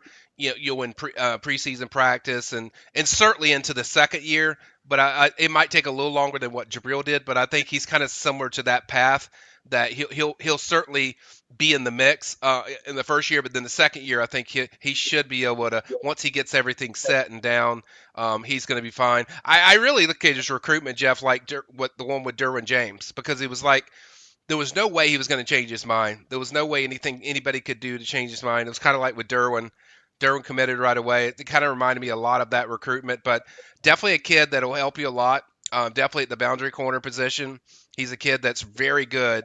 His read and react skills, as far as jumping, knowing the play, where to cover, how to use his hips, how to use his back pedal. He's very good already technically right now. So, and that's kind of why I compare where I think he could get where Jabril Rawls is at right now. Is there an under-the-radar signing in this class besides the linebacker from down in Miami that you just referenced earlier? Is there another kid on either side of the ball that you say, you know what, I've seen enough of this guy now to think that there's a spot for him at a position of need at Florida State. He could come in and do some things right away. He's ranked pretty high, although I don't think he gets a lot of respect. But Darrell Bell, he's a safety out of Goldman over there in South Florida. Okay. He's a 4-star. Some people have him a high 3-star. He's a guy I've really liked a lot. I've loved as far as he plays against a lot of great competition. Certainly goes against Northwestern, Central, all those teams. I really like his game. He's attacking safety. I like his physicality. That's the one thing I question when I watch FSU is where's the toughness? Where's the toughness, guys? Where's that coming? So I think that's something that he will help build on that because he's certainly a very tough kid. He plays very physical, and I think he'll fit really well into kind of their system because safety's a place where they really wanted to really make a dent. And I think with him, they certainly did that. And so I'm excited about him. He's one guy that really stands out to me. Is there, and I don't know, I haven't checked, so it could just be a simple no. Is there a surprise waiting in the wings here as the day goes on? Is there somebody that nobody expects Florida State to sign and maybe you hear otherwise? I think that happened this morning at around 7 a.m. with the New Zealand kid. That was kind of the surprise. I'll also add to those other guys you mentioned, 3-star. Chris Carbon is another kid. He's at the edge position. I mentioned there's a few kids that are right on the edge of a 4-star. That's a kid that I really like a lot. I think he's going to play early, Jeff. I think that kid's going to play early. Big kid, really wide range. He's gonna cause a lot of problems at that edge position. So that's a kid I like. Jacoby Green's another one I like, but I think that's probably a 1 or 2 years away from on the offensive line that he can make a real strong dent. But definitely Carbon. I'm really high on that kid.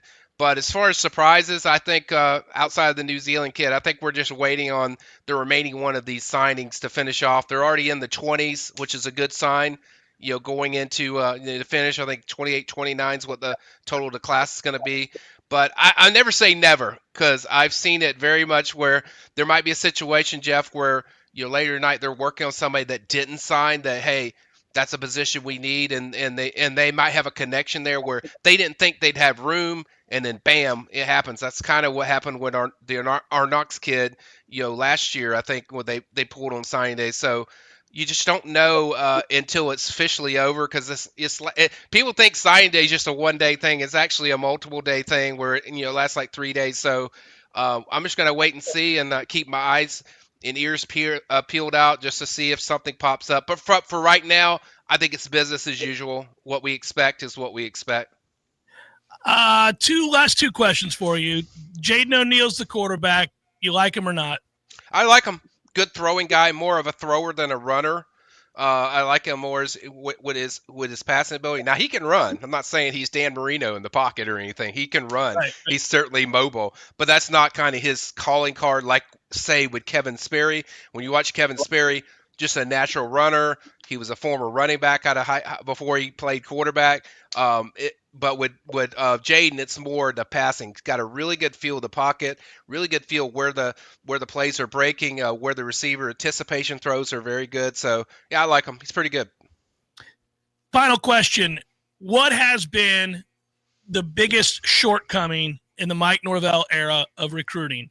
Why are they consistently outside the realm that we need them to be? You and I both know, and everybody does, frankly, that if you want to compete for championships and you want to play at an elite level year over year, no matter what changes in college football, you've got to consistently recruit in the top 10, preferably top 5, obviously, for the creme de la creme of the game.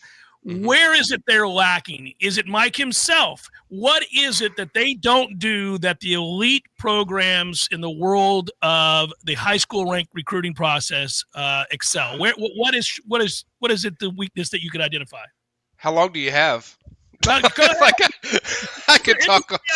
Let's go. Yeah, Give me two of the points that piss you off the most, or that at least you think, man, this is alarming. They haven't gotten this right yet.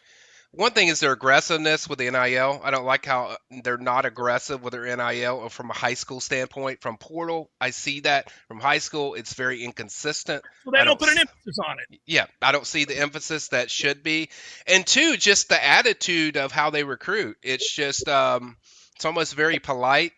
And it's like I want to have some guys that are kind of arrogant and about the standard because it's still Florida State. I don't care what they've done in these 6 years, that doesn't change what their past has been. And I think you're getting away from that. I think the standard is like slowly being pushed away based on what we're seeing every day, every year on the field. But there needs to be an attitude that's different. I think Mike does well with the relationships, but it's like it's hard to believe in the product when you don't show the product consistently of anything to buy into. So then you have to lean on your recruiting, just aggressiveness. And so if you don't have that aggressiveness, like I think there should be, it could be higher. I think it shows, and kids are kind of apprehensive of jumping on board with that. And then, it's like Mike doesn't have ties to Georgia or the state of Florida. He doesn't have a history of those places. That hurts them. That you're not comparable to Mario Cristobal. You're not comparable to these other coaches that are around the country that most of them have those strong ties, and that hurts them. But also the inconsistency of the product of what you're seeing on the field, I think really hurts them consistently, because there has to be something you're selling. And fans get mad at me all the time where they're like, oh, Mike, well, Miami can do this. It's like, well, Miami's got a guy that's an elite recruiter. He's elite. He knows people. He's got ties to people, and they're developing your young talent. That's the other thing that just ticks me off, Jeff. I mean, just the young talent. I feel like comparable to those other schools like Miami and Florida, it's just not being developed the way that really connects with high school kids. That needs to be shown more frequently. It's a good answer, Michael, and I always appreciate your candor, buddy. It's good to see your face, and thanks for all the hard work. Be well, brother. We'll continue to check in throughout the day. You got it. Take care, man. Take care. Michael Langston, Senior Recruiting Analyst, Warchant.com. So other than relationships, a lack of connections, and history and aggressiveness in recruiting, we're fine. It's Jeff Cameron Show, 93.3, Real Talk Radio, Warchant TV. Your local news now. A Tallahassee man was sentenced to 3 months in jail Tuesday after entering a Days are getting shorter, my friend. That's what happens in the wintertime. And while I love winter, I don't like the shortened days. Sometimes it leads to depression. You know what else leads to depression? Poor football. Poor football leads to depression. More on that in a moment. This episode is brought to you by BetterHelp. Give online therapy a try at betterhelp.com/warchant and get on your way to being your best self. Yeah, Florida State football is depressing a lot of people. It's depressing me. It's depressing you. And we've got to talk about it on the regular. And sometimes that's what you need to do. You need to reach out to that somebody that you haven't talked to in a while, somebody that you thought, man, I should go have a cup of coffee and see how they're doing. Find out how the people in your life are doing. Communicate. Reach out. It's always a good idea. And that's true. Mental health as well. It's okay. Therapy works. And you'll ask yourself sometimes, why didn't I do this sooner? Talk to somebody that you can connect with that you haven't in the past to explain the way you're feeling, and you'll feel better about it. By the way, quality therapists, BetterHelp therapists work according to a strict code of conduct and are fully licensed in the United States. Focus on your therapy goals. It's a short questionnaire. It's very simple, and it is private. You don't have to worry about sharing your thoughts with the world. This is what works. This month, don't wait to reach out, whether you're checking in on a friend or reaching out for a therapist for yourself. BetterHelp makes it easier to take the first step. Our listeners get 10% off their first month at betterhelp.com/warchant. That's betterhelp.com/warchant. betterhelp.com/warchant. Yelling and cheering on your team. Don't let leaves sack your game day fun. Call the Lawn Johns today and win the battle of the backyard. The Lawn Johns. Your lawn, our game. Hey, Jeff, what's up, buddy? I was just thinking, I never tell you that when you grow up, one of the things that you'll miss are the games that you created with your friends in the neighborhood. Oh, good days. So I would have my buddy come over, and then we'd make up these games that were kind of like a hodgepodge of every game that you've ever played. Kind of like the bikes we built. Correct. Yes. And it's a grand experiment. In the beginning, nobody knows how to play the game, and you argue about what the rules are going to be. And in the end, everybody knows how to play the game. By the end of that summer, you know the rules, the neighborhood know the rules, and you play that game like it's the greatest game ever played. And they still try to break the rules, right? Oh, If you ain't cheating, you ain't trying. But at the end, Eddie, you're never going to play it again, and you'll think about it the rest of your life. And the best game you ever played was that game. Never been a better one. Hey, you want to have a Gordo smash, Jeff? I do.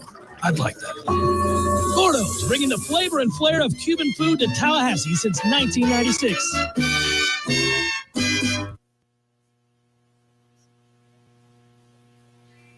The Jeff Cameron Show is a production of the Warchant.com Multimedia Network. Check out Warchant.com today for the latest news inside Florida State athletics. That's Warchant.com. Now, back to Jeff on Real Talk 93.3. Appreciate Michael Langston taking the time to join us, as always. Appreciate all of you listening to the program and watching the program. Oh, however it is you get the Jeff Cameron Show. I don't know. You could be listening to the pod tomorrow morning on a long jog.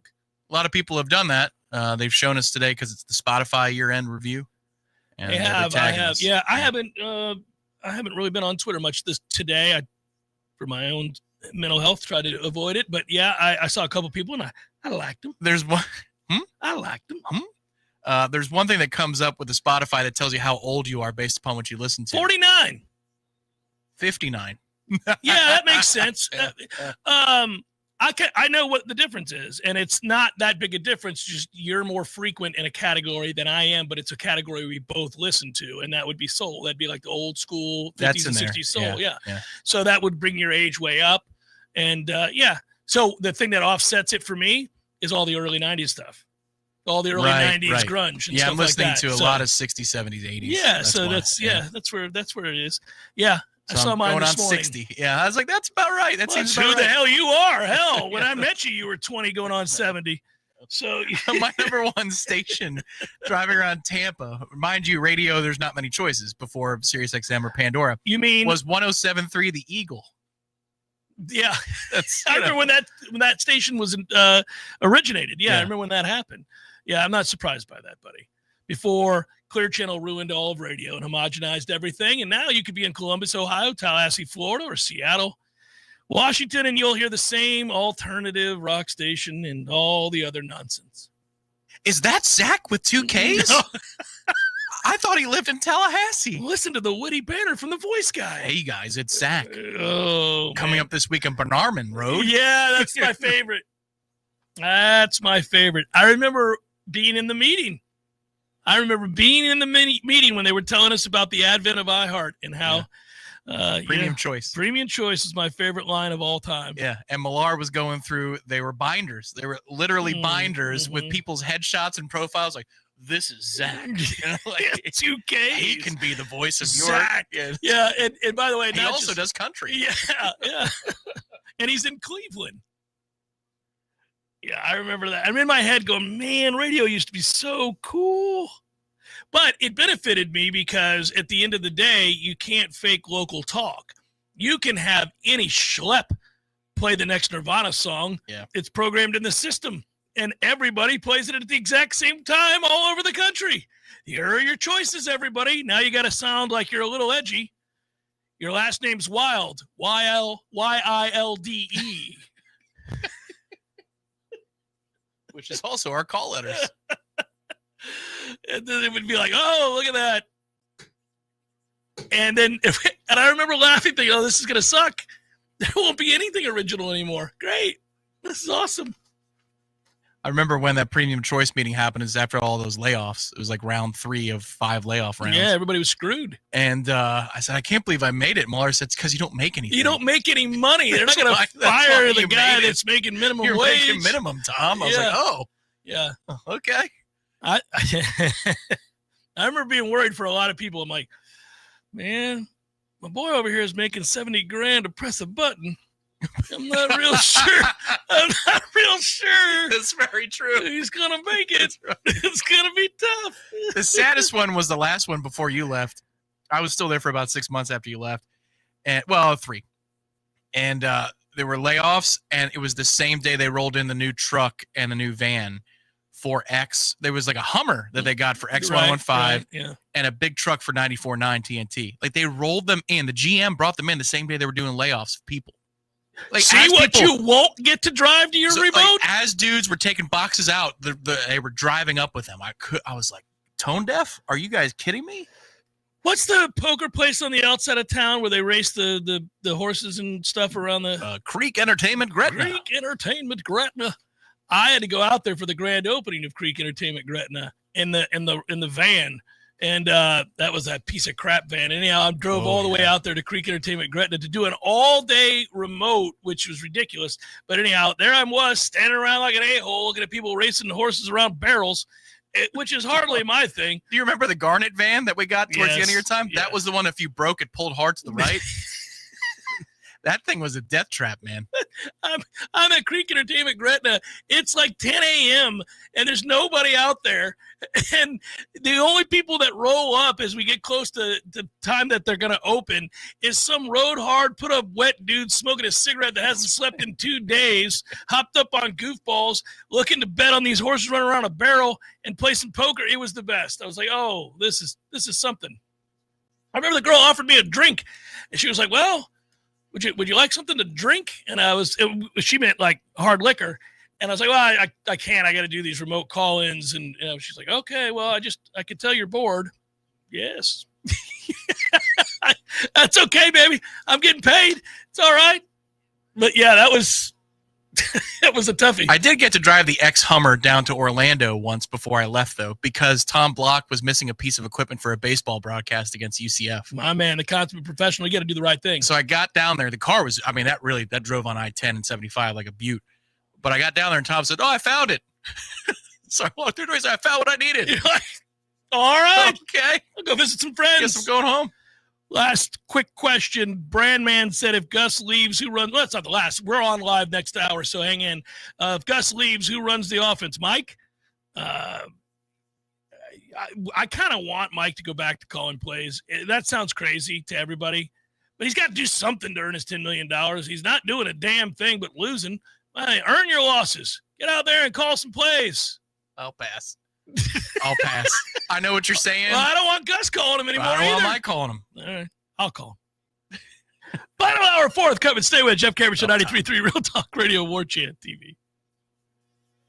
Hey, no fans, our partner ISF Inc. is a national management and IT consulting firm located right here in Tallahassee, Florida, solving the future for state governments through strategy, process, and technology. As a trusted advisor for state governments, ISF knows the importance of defining a clear and detailed strategy. Our friends at ISF can help your organization create a strategy that sets you on a path to success. ISF, your vision plus our expertise brings your brilliant ideas to life. Visit ISF.com to learn more. ISF, solving the future.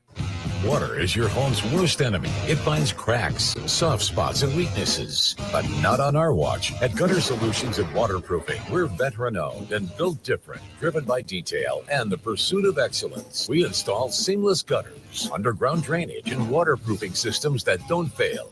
Because when you live with discipline, water doesn't stand a chance. Gutter Solutions and Waterproofing. Visit guttersolutions.net. With us, it's personal.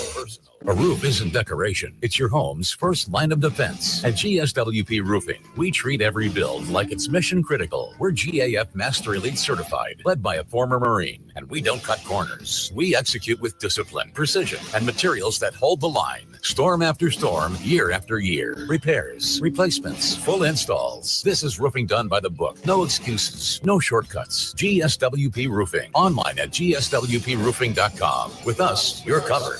Number CCC 1335048. Call away. 222-7722. AC and electric is what we do. Service, repairs, and installation too. 222-7722. Parker Services. Comfort to call away.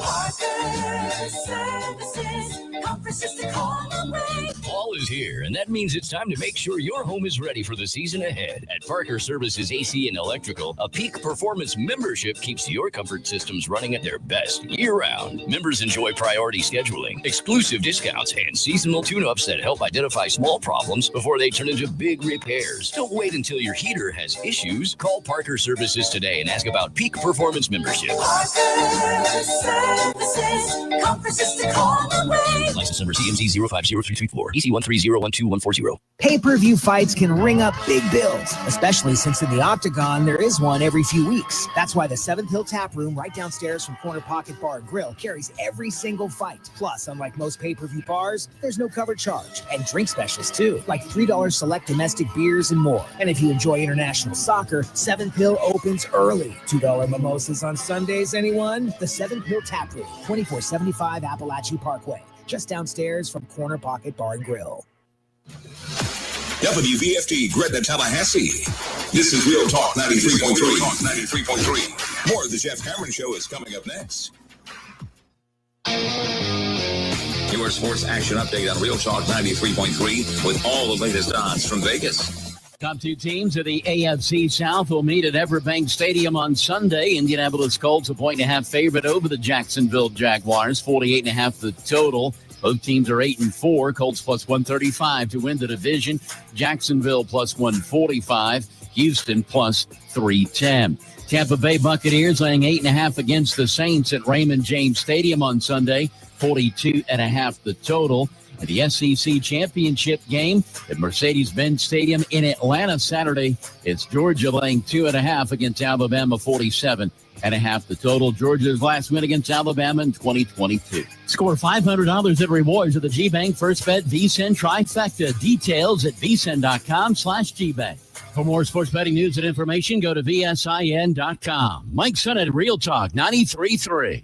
$5,000. That's the average amount of money people in the U.S. are now spending on gas in a year. $5,000. That's crazy. If you drive, you have to download Upside, the free app that gives you cash back every time you get gas. That's right. You can earn real cash back with Upside just by buying the gas you're already buying. You can literally start earning cash back today. I use Upside every time I fill up, and I've already made around $300. You're putting gas in your car anyway. Why not get real cash back? If you like free money, download Upside. I'm saving the cash I earn from using Upside to help pay for a vacation later this year. Download the free Upside app now to earn cash back every time you buy gas. Use promo code POWER to get an extra 25 cents per gallon on your first tank. You can cash out anytime right to your bank, PayPal, or a gift card for Amazon and other brands. Just download the free Upside app and use promo code POWER for a 25 cents per gallon bonus on your first tank. That's code POWER for a 25 cents per gallon bonus.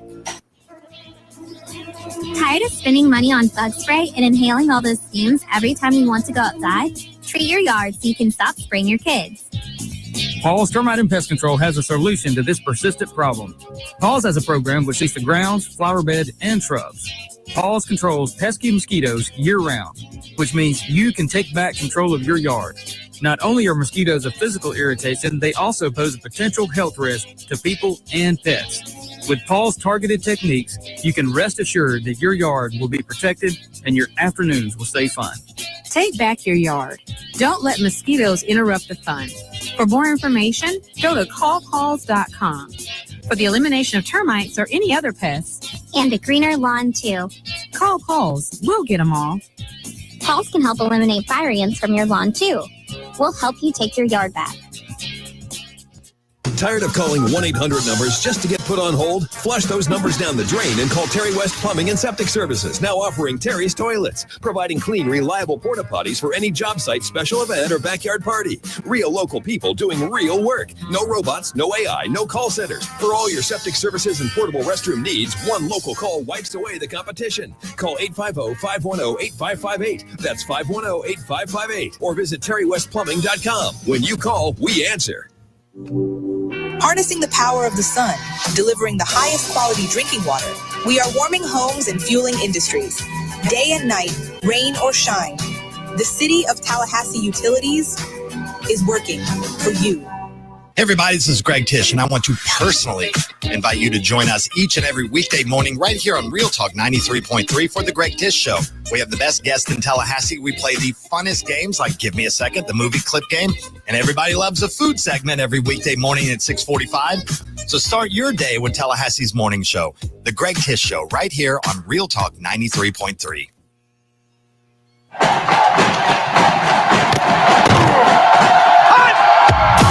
Broadcasting live from Florida Florida's capital city. This is the Jeff Cameron Show, brought to you by Orange Theory Fitness on Real Talk 93.3. Now, stop what you're doing and listen closely. It's time for the Jeff Cameron Show in 5, 4, 3, 2, 1.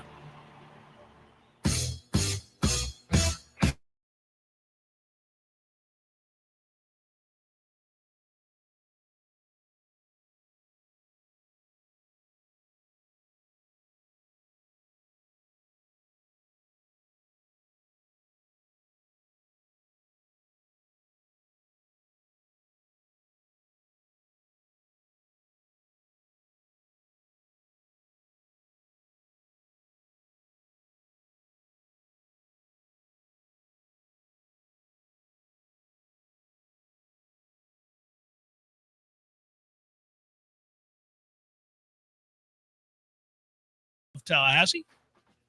And I would thank all of you for watching on Warchant TV and the YouTube station there, and also for the podcast. All of it, all of the ways. So a sizable class for Florida State. We'll see how it pans out. It is not an elite class. It is not a bad class. It is what Mike usually does. It is comprised largely of 3-star kids. Michael Langston joined us last hour, highlighted those that he thinks have a chance to come in and make an impact right away, talked about the good, the bad, and the ugly being that they did not sufficiently attack areas of great need. That would be offensive and defensive line. I bring that up like a broken record. And I would say that Coach Cameron would get yelled at a lot. They'd be like, Jeff, you've got to stop signing 18 offensive linemen every class. You've got to stop. You're just killing. We have no receivers. We have no linebackers. We have no running backs. We have no. You just sign offensive linemen and defensive linemen. Yes. And I will run it down your throat. And we will establish toughness. It travels. It travels. The rest is made a lot easier. If you can run and stop the run. It's not the only thing, but it's a big thing. From there, you can build out and have success.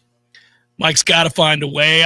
You know where my head is at on this situation, and I don't like it, but I would just say that if you were somehow going to save yourself and turn this all back around, you would insist on surrounding yourself with elite recruiters, demand a lot of them, and you would pour your resources and efforts into reestablishing something on the offensive and defensive line.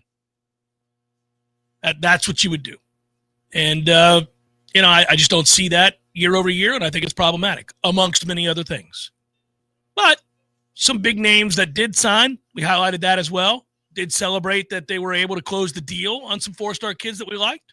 So Amari Thomas is now officially signed, and there's a running back. I know we don't use them with consistency, but I love what I see out of him. It's against lesser competition, a lot of his highlight stuff from Mariana. He played at Bluntstown this year. But that is a dude that has an idea of, I'm going to try to score on every play. And I'm going to make against Leon. Bryce played against him. Oh, so you saw it. I saw it up close and personal. Okay. Yes, yeah. So when you watch Chroma play, like this is in the reaction video I did with Michael. When you watch Chroma play, it almost seems like his objective is just to not go down. And then however far he can get before you get him down is the way that he runs the ball. Amari Thomas is trying to score on every play, and he'll juke 6 dudes out if he needs to. And he'll set up jukes one move ahead.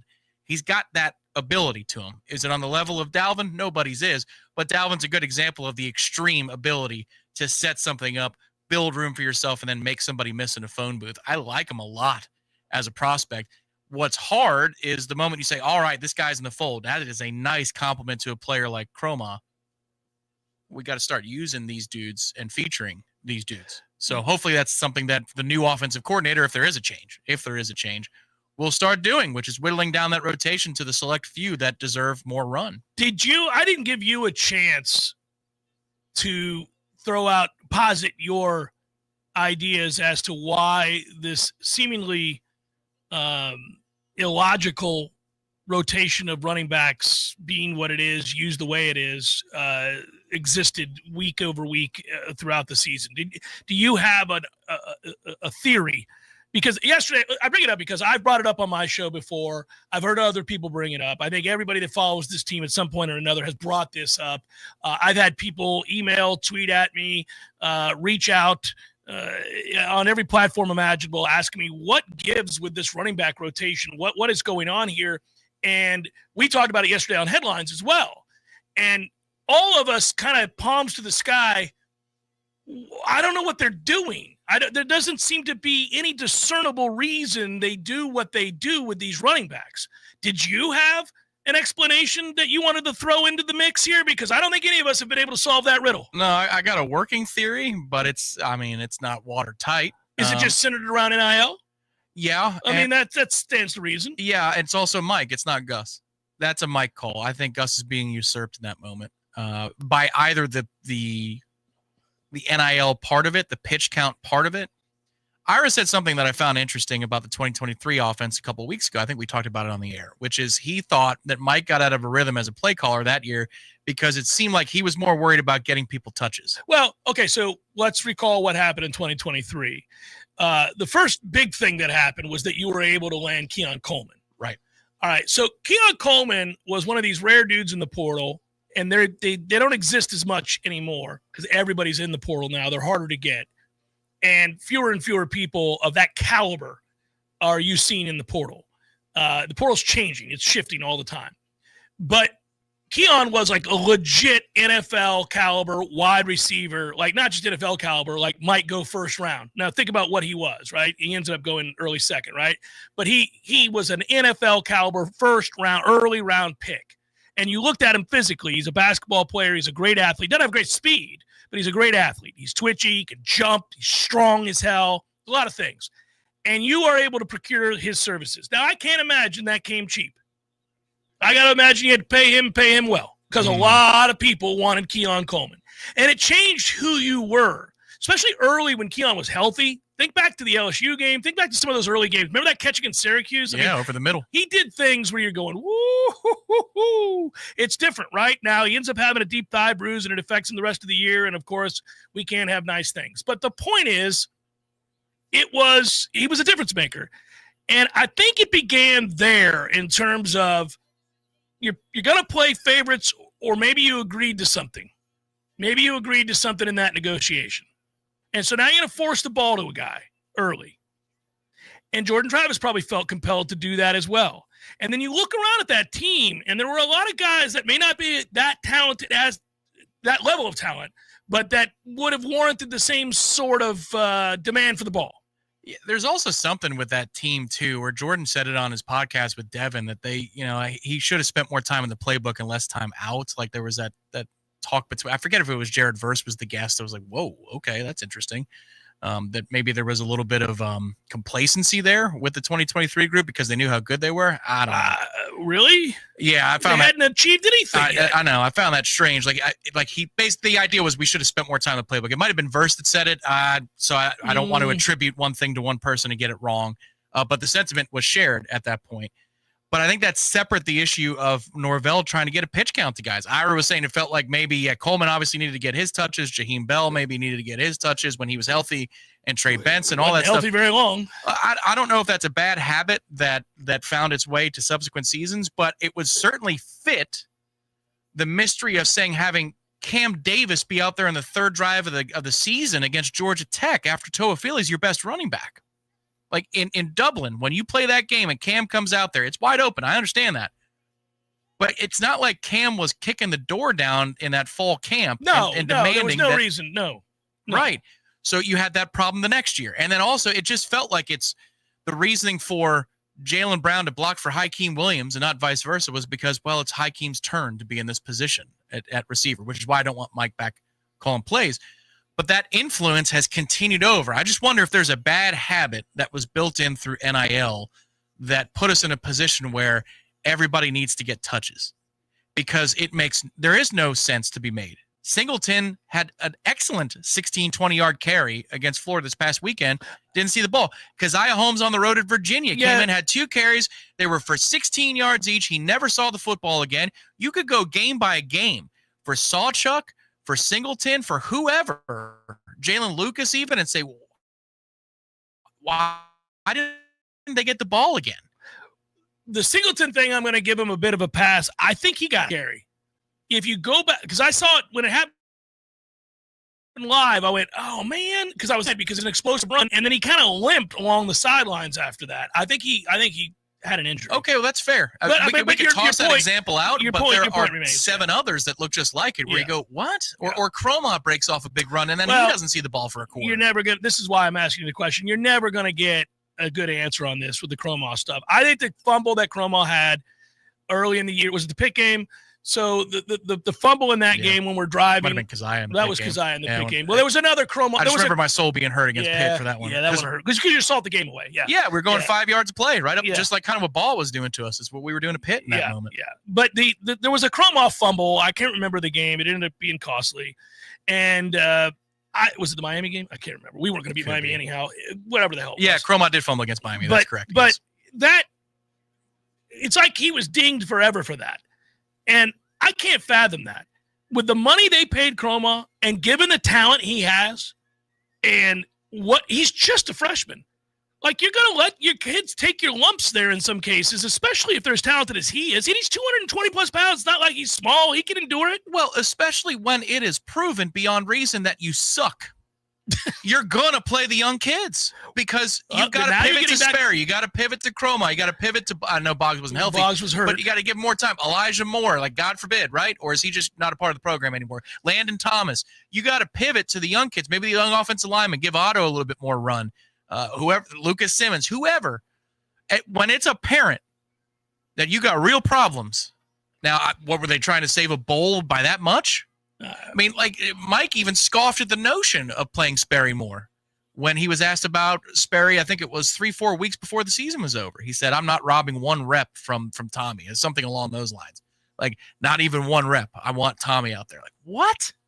Are you bonkers? Well, again, I think that would buy into the theory that he was trying to win every game imaginable because he was worried he was going to get fired. And he would be right to be worried about getting fired because his performance deserved firing.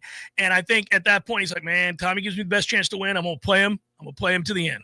Which goes back to having clarity and urgency at the top would really help. Yes. Funnel down for decision-making. And yes. Agreed. If credibility, all of it. If this program, in fact, wasn't leaderless and they did have a plan in place all along to bring Mike back, then you would have told him that so that he could have made those decisions. You would have said, look, Mike, I get it. You know, we'd like to win some games too, but season's a wash. You know, it's again. And here's the thing. If you need to see what you got at quarterback, I understand it. And this was, another one of the frustrating things is when it was clear that Tommy was gimpy and he wasn't hitting the broadside of a barn. We weren't even open to do that when he was healthy. No, we weren't. Well, yes. So both things are now conspiring against you. There wasn't even a hint of a thought. It took the injury and the concussion at Stanford to even let that happen for Sperry, which is just wild. And you worked so hard to preserve his 4th game for what? You never used him in a 4th game. For what? Help me understand. No, that's where we talk about being rudderless all the time, where there are absolutely indescribable, and it just leaves you incredulous, these moments where you go, just help me understand this. I can disagree with something and at least understand the logic. Like, at least put it out there for me to say, okay, look, you see it this way, I see it that way. This comes up all the time.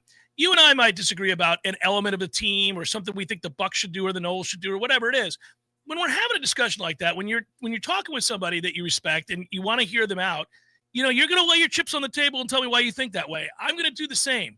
And we may not agree, and that's all right. By the way, this could be a society question here, but I'm not going to go down the Jimbo route and say society. But what I would say is that, like, in that moment, I can go, all right, well, Tom, I don't view it that way. I understand where you're coming from. We disagree. Here's why. And then I would give you my piece, and you'd say, fine. But some of the things that they do, it defies logic. I don't see the reason for this. Help me understand the reason for this so that we can have the debate. This just doesn't make any damn sense. Well, you wonder if there ever was the debate or the fight. That's the problem here. That's what scares me. Is like, did everybody just roll with it and decide that we're throwing our hands up to the sky and we're just going to roll it out there and see if something different happens this time? Because that's the way it looked. Right. Whether or not there was a debate, it looked like there was nothing week to week that was changing. Well, and hope is not a plan. And so, you know, you're hoping this happens and hoping that happens. Come on, man. I can tell you, one of my old interns called me a couple weeks ago in their current job, and they said, look, I really believe this, and I've stated a case. Is there a better way for me to make the case to my boss? And I'm like, no, you did everything right.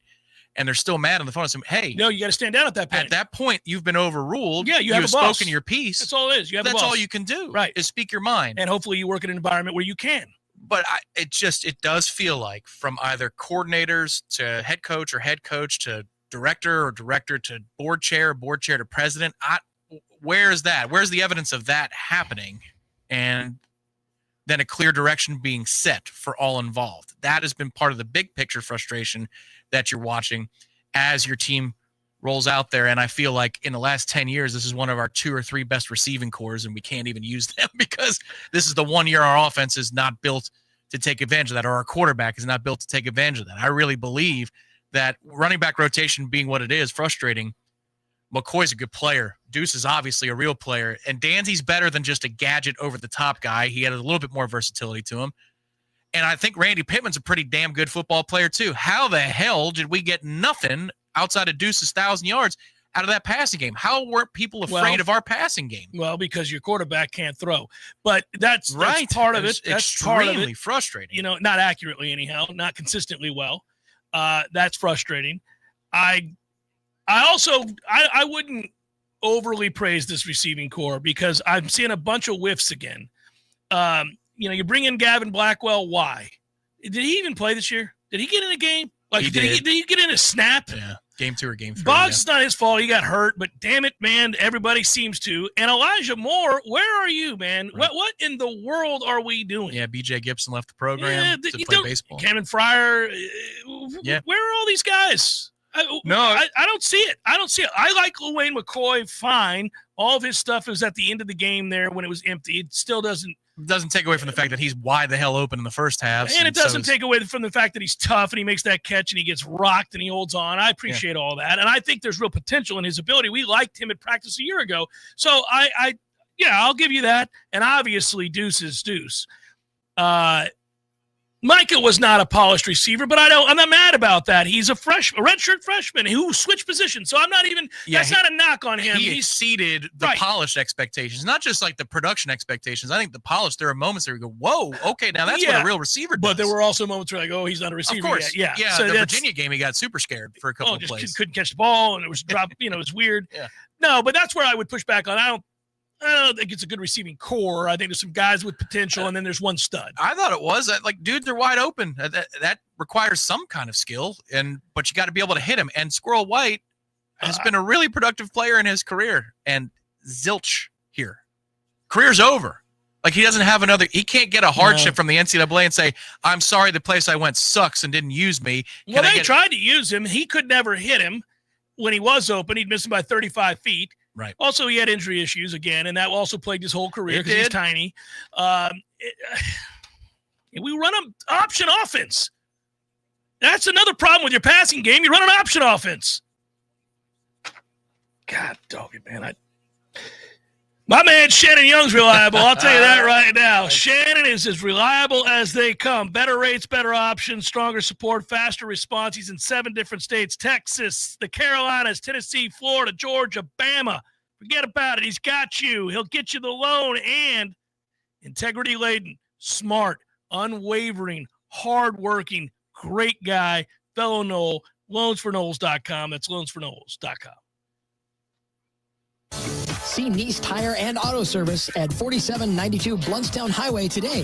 The ASC trained technicians at Nice take the guesswork out of fixing your car.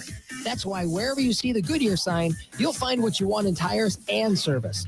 From preventative maintenance to a major overhaul and everything in between, you name it. Plus, Nice's services are backed by a nationwide limited warranty. Stop by Nice Tire and Auto Service. 4792 Bloodstown Highway, just west of Capitol Circle.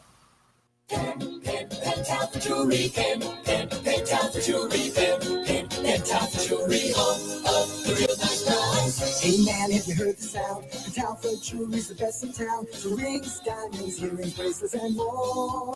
Pentalpha Jewelry Store.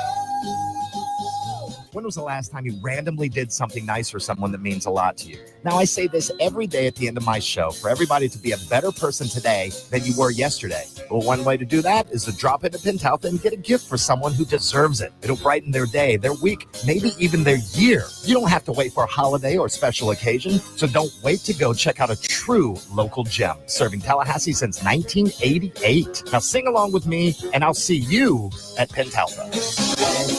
Pentalpha Jewelry, Pentalpha Jewelry, Pentalpha Jewelry, oh, the real nice guys. Cannonball! Now I'm soaking up the fun when I want to.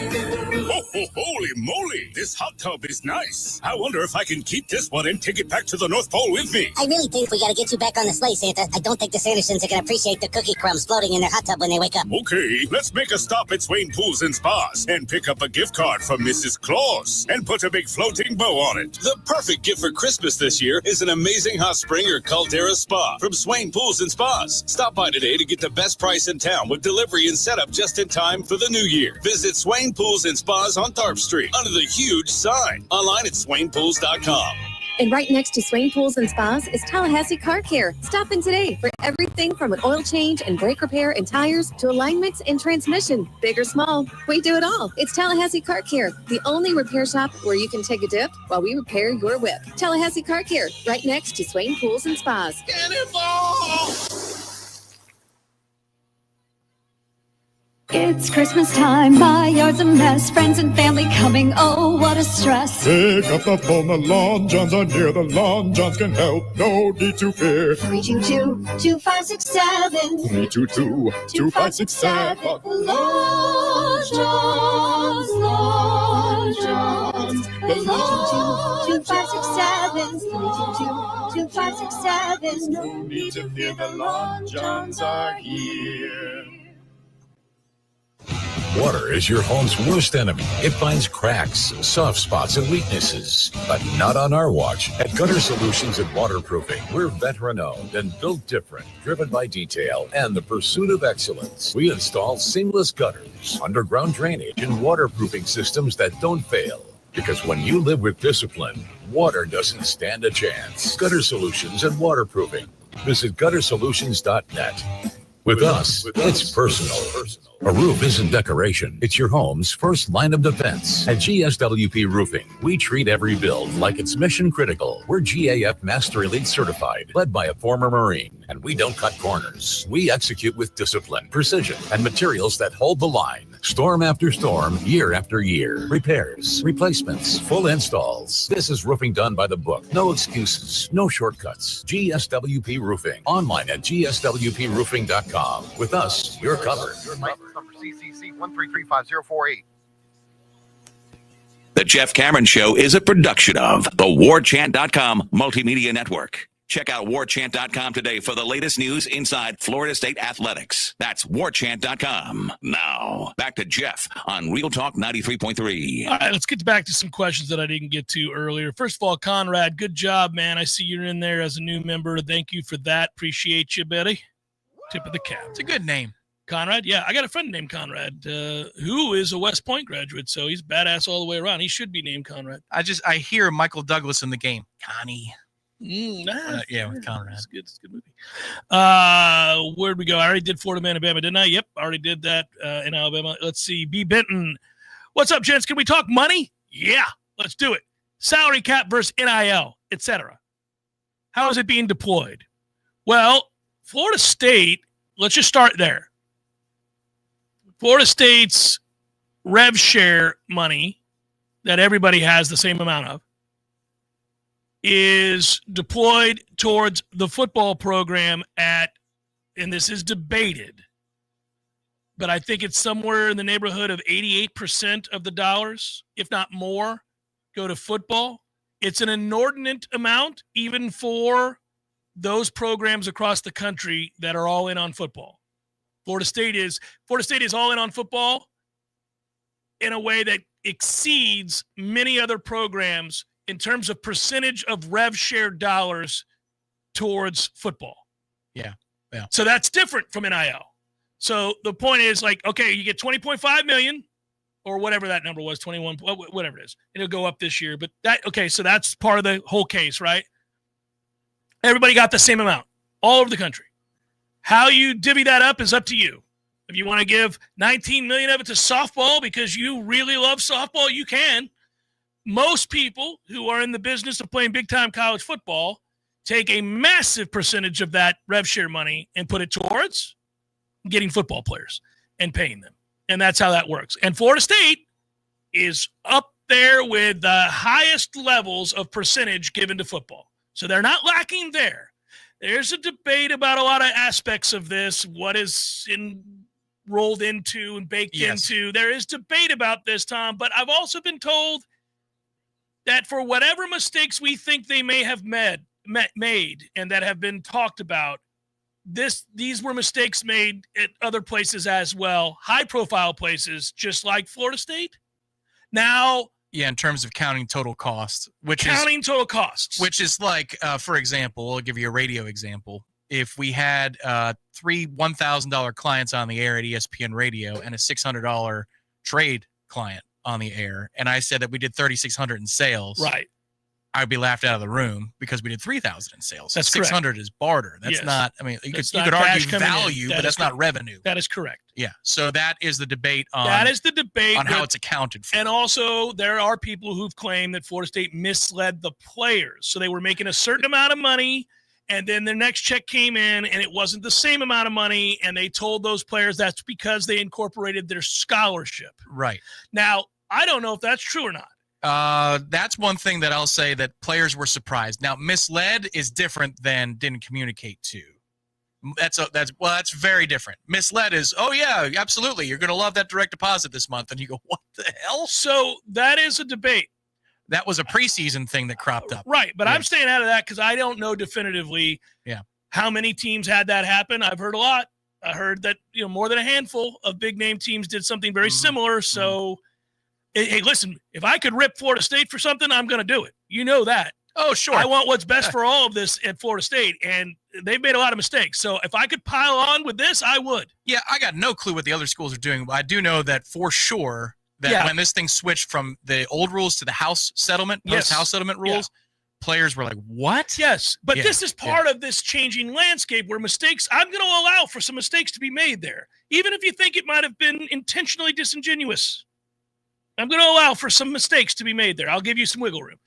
Go ahead. I was going to say the other part that's very important here when you're getting into the dollars and cents is that this past year, the current system didn't exist for 6 months. Right.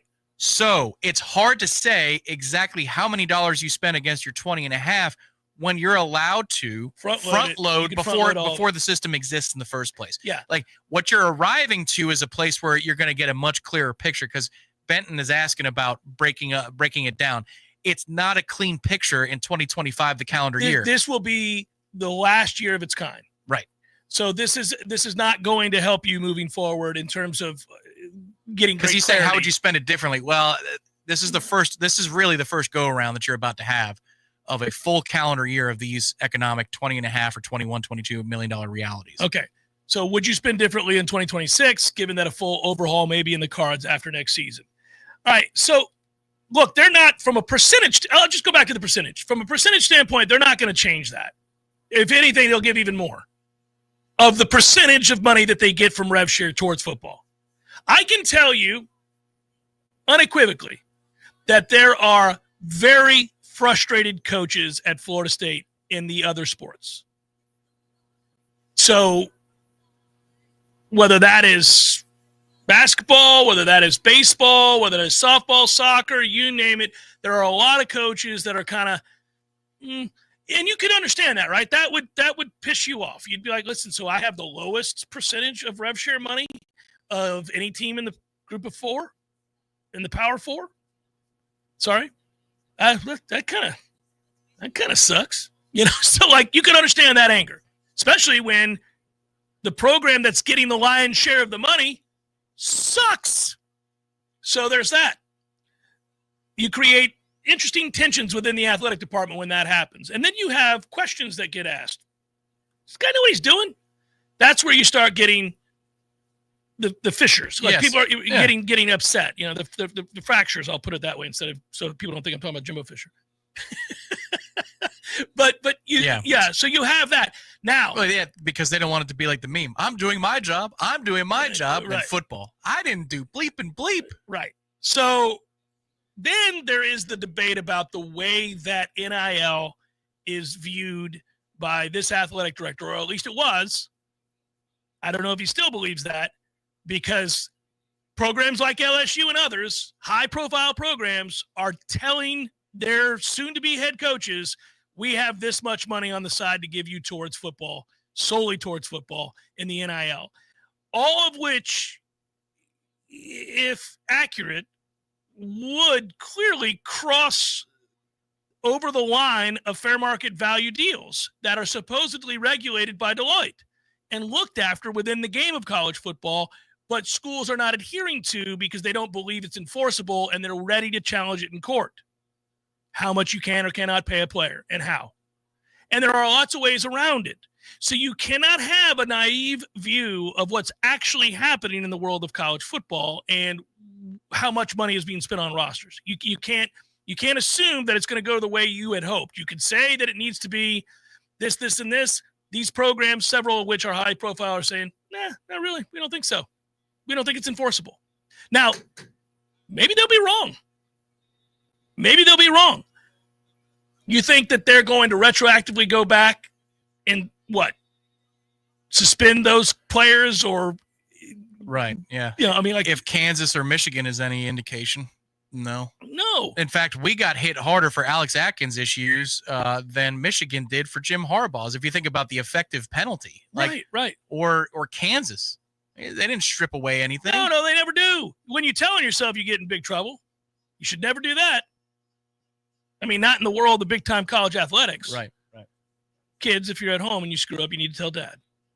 But other than that, you get in the business world now, you just got to screw every man possible and steal. That's how it works. There's nothing like not telling your parents and then they know. And you sit down like, do you have anything you want to talk about? Oh, it's the worst feeling in the world.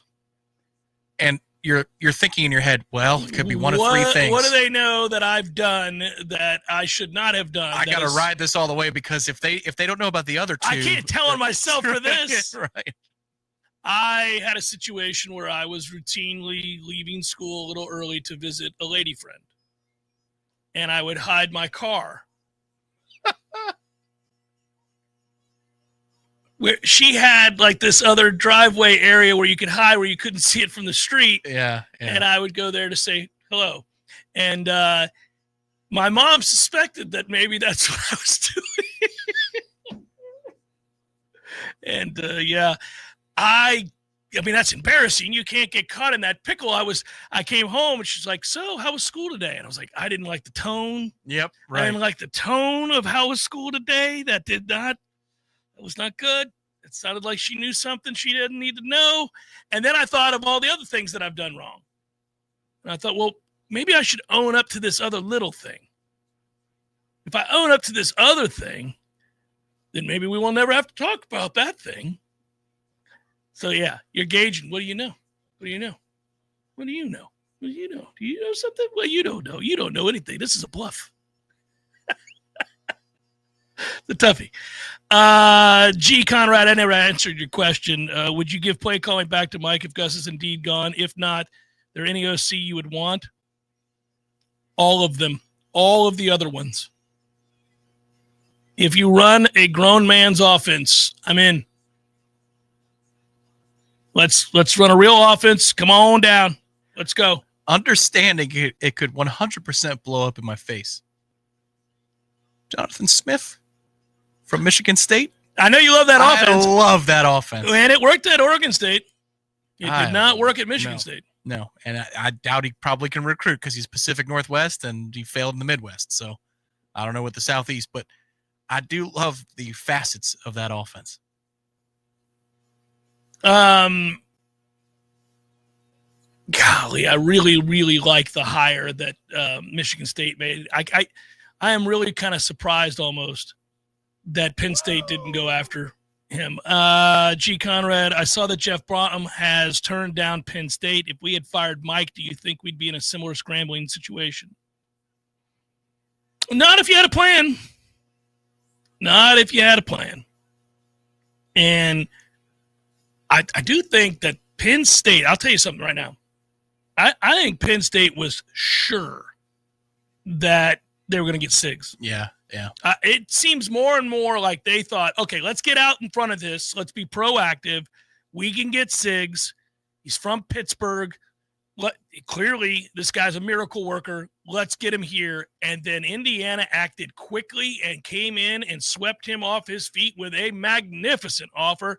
And if you believe the rumors out there that there's, you're talking about Mark Cuban money and others, Indiana grads. There are some big-time, high-profile Indiana grads who are like, no. We've never been good at football, and I'd like this to stay. But the funny thing is 3 years from now, that could blow up in their face. Oh, Indiana. absolutely it could. Like, absolutely. Wow, how about that two-hit wonder Siggs? But just as it stands today, I think Penn State was caught off guard by that. Yeah. And then I think they thought, oh, well, okay. Well, I see the Florida contract. I don't think that's problematic in any way. No, because the buyout is really nice. The buyout's nothing. And it's no money. Now, the 7.5 or 7.6 or whatever it is, I'm like, it's a little rich for Summerall, but the buyout is the key. If you fail, you're good. Yeah. You wash your hands in 2-3 years. Well, you're not going to fire him in the first 2 years. Right. So the first 2 years, unless there's a crazy thing that happens. It would be for cause at that point. Yeah. So there's nothing. So those first 2 years of the buyout, from what I read of that contract, it's like $8 and $10 million. It's a lot. But then from there, it goes to next to nothing. By the time you get to the last 2 years of the contract, it's $2 million and $1 million. It's just like no money. Yeah. Yep. Which is the sensible way to lay these damn things out, by the way. And moving forward, that's exactly what you're going to do, because there are no more guarantees in the game. All you can do now is, like, I would never pay Lane Kiffin what they're paying Lane Kiffin. Anyhow, all you can do. We called the number what it was going to be a month ago, 2 months ago. It's nuts. But all you can do now is bring in a guy that has a good track record, has had some success, interview him, find out if he's a fit, philosophically, culturally. Is this something that's going to work? Is there a track record of success, let's say, in our case, recruiting in the South? Have you done a good job of recruiting in the South in your time at these two other institutions? Have you won with players that you recruited from the South and fought, because we're in the South, so you'd have to look at that, right? You'd have to look at the geographic footprint. Like, because I do think sometimes you can have a problem if you bring a guy in from Utah to coach in Florida, or from Florida to go out to Washington. I mean, it doesn't mean it can't work, but I think sometimes you can have that problem where there's just a lack of connection. You just don't see the world the same way. It's just that's the way it can be. So I would want to make sure it was a fit. I'd want to see if this was somebody that I could work with. If I were the AD, is it an agreeable situation? Is this somebody personality? We've all sat in a room with somebody a couple times and been like, this is never going to fly. I hate this guy. I've only seen him twice and I can't stand him. And other times you're like, me and this guy, hey, and now then you want to explore more, figure out, is this something that we could foster? Bottom line is, you sign him to a sensible deal. You incentivize the hell out of that deal so that if he does win, he gets paid. There's the reward. There's a dangling carrot of an obscene amount of money for kicking ass. And then you make the buyout reasonable and you move on. That's it. That's what we're going to, because there are no guarantees. Because Summerall may kick ass at Florida. I hope not. I really liked Summerall. I've been talking about him for 2 years, but I can't guarantee he's going to succeed at Florida. He has at Troy and Tulane. Doesn't mean he will at Florida. We'll see. Just like any of those other guys. I like Golish. I'm not saying I wanted Golish per se, but I like Golish. I think he did a good job at South Florida. Good luck, man. We'll see if you do a good job at Auburn. I don't know. But you protect yourself and you move on. Either you're in it to win it or you're not. Like, you play big boy football or you're not. Like, do you care? You can't abide by this. Well, that's where you said at least silver lining earlier in the show that there are some scaffolds up right now in terms of what they might be doing. That gives you a little bit of pep in your step. It might help the next coach. It ain't going to help Mike, because the infrastructure change that we're talking about here in the front office, where you bring in a GM and he has 10 scouts working for him and all this other stuff that you're trying to do. We're going to get 10 scouts? Well, I mean, if you're going to do this right, you're going to have to change everything about how you go about any of the recruiting stuff, any of the allocation of funds and all that stuff. That's where I go talk to the Rays. We're talking to the Cowboys. No, we need to be talking to the Rays now. But the cycles that are going to have to go through before you see an impact is going to be 2 and 3 years down the road. And so for me, I don't think Mike ever gets to see the fruits of this. I think he's long gone. I think we all deep down know, okay, people take issue with the word no, suspect. I think we deep down suspect, based on the evidence before us, that we're going to get halfway through next season and we're going to be like, still sticking with Mike, are we? That's where this is headed. Yeah, I suppose for a lot of people. I was broken earlier. Now we need to forge forward, because as we were talking about earlier, when overruled, the administration has overruled the evidence, and they said we can do this again. Yeah, but it's not because they had a plan, and I want to make that abundantly clear. It is fairly obvious they did not. It's the Jeff Cameron Show, 93.3 Real Talk Radio, Warchant TV. Your local news now. The Florida Department of Corrections is giving a $6,000 hiring bonus to several correctional institutions across the state. Big Bend locations receiving the bonus include the following: Franklin, Sewanee, Taylor, and Wakulla correctional institutions. The Florida Department of Corrections says their officers start at $22 an hour, get paid training, and high-risk retirement benefits. For more information, go to their website, ftc.myflorida.com. The Leon County Sheriff's Office and the Florida Department of Law Enforcement have canceled a purple alert for a missing Tallahassee man. According to LCSO, 75-year-old Joseph Cheatham was found deceased inside his car around 4:50 a.m. in a parking lot near the Bass Pro Shop off Mayhem Drive. A spokesperson with LCSO confirmed that no foul play is suspected. This is Rachel Lene with your Real Talk 93.3 Local News Update, brought to you by Macklemore Systems, Tallahassee's go-to Mac store. Check them out online at MacklemoreSystems.com.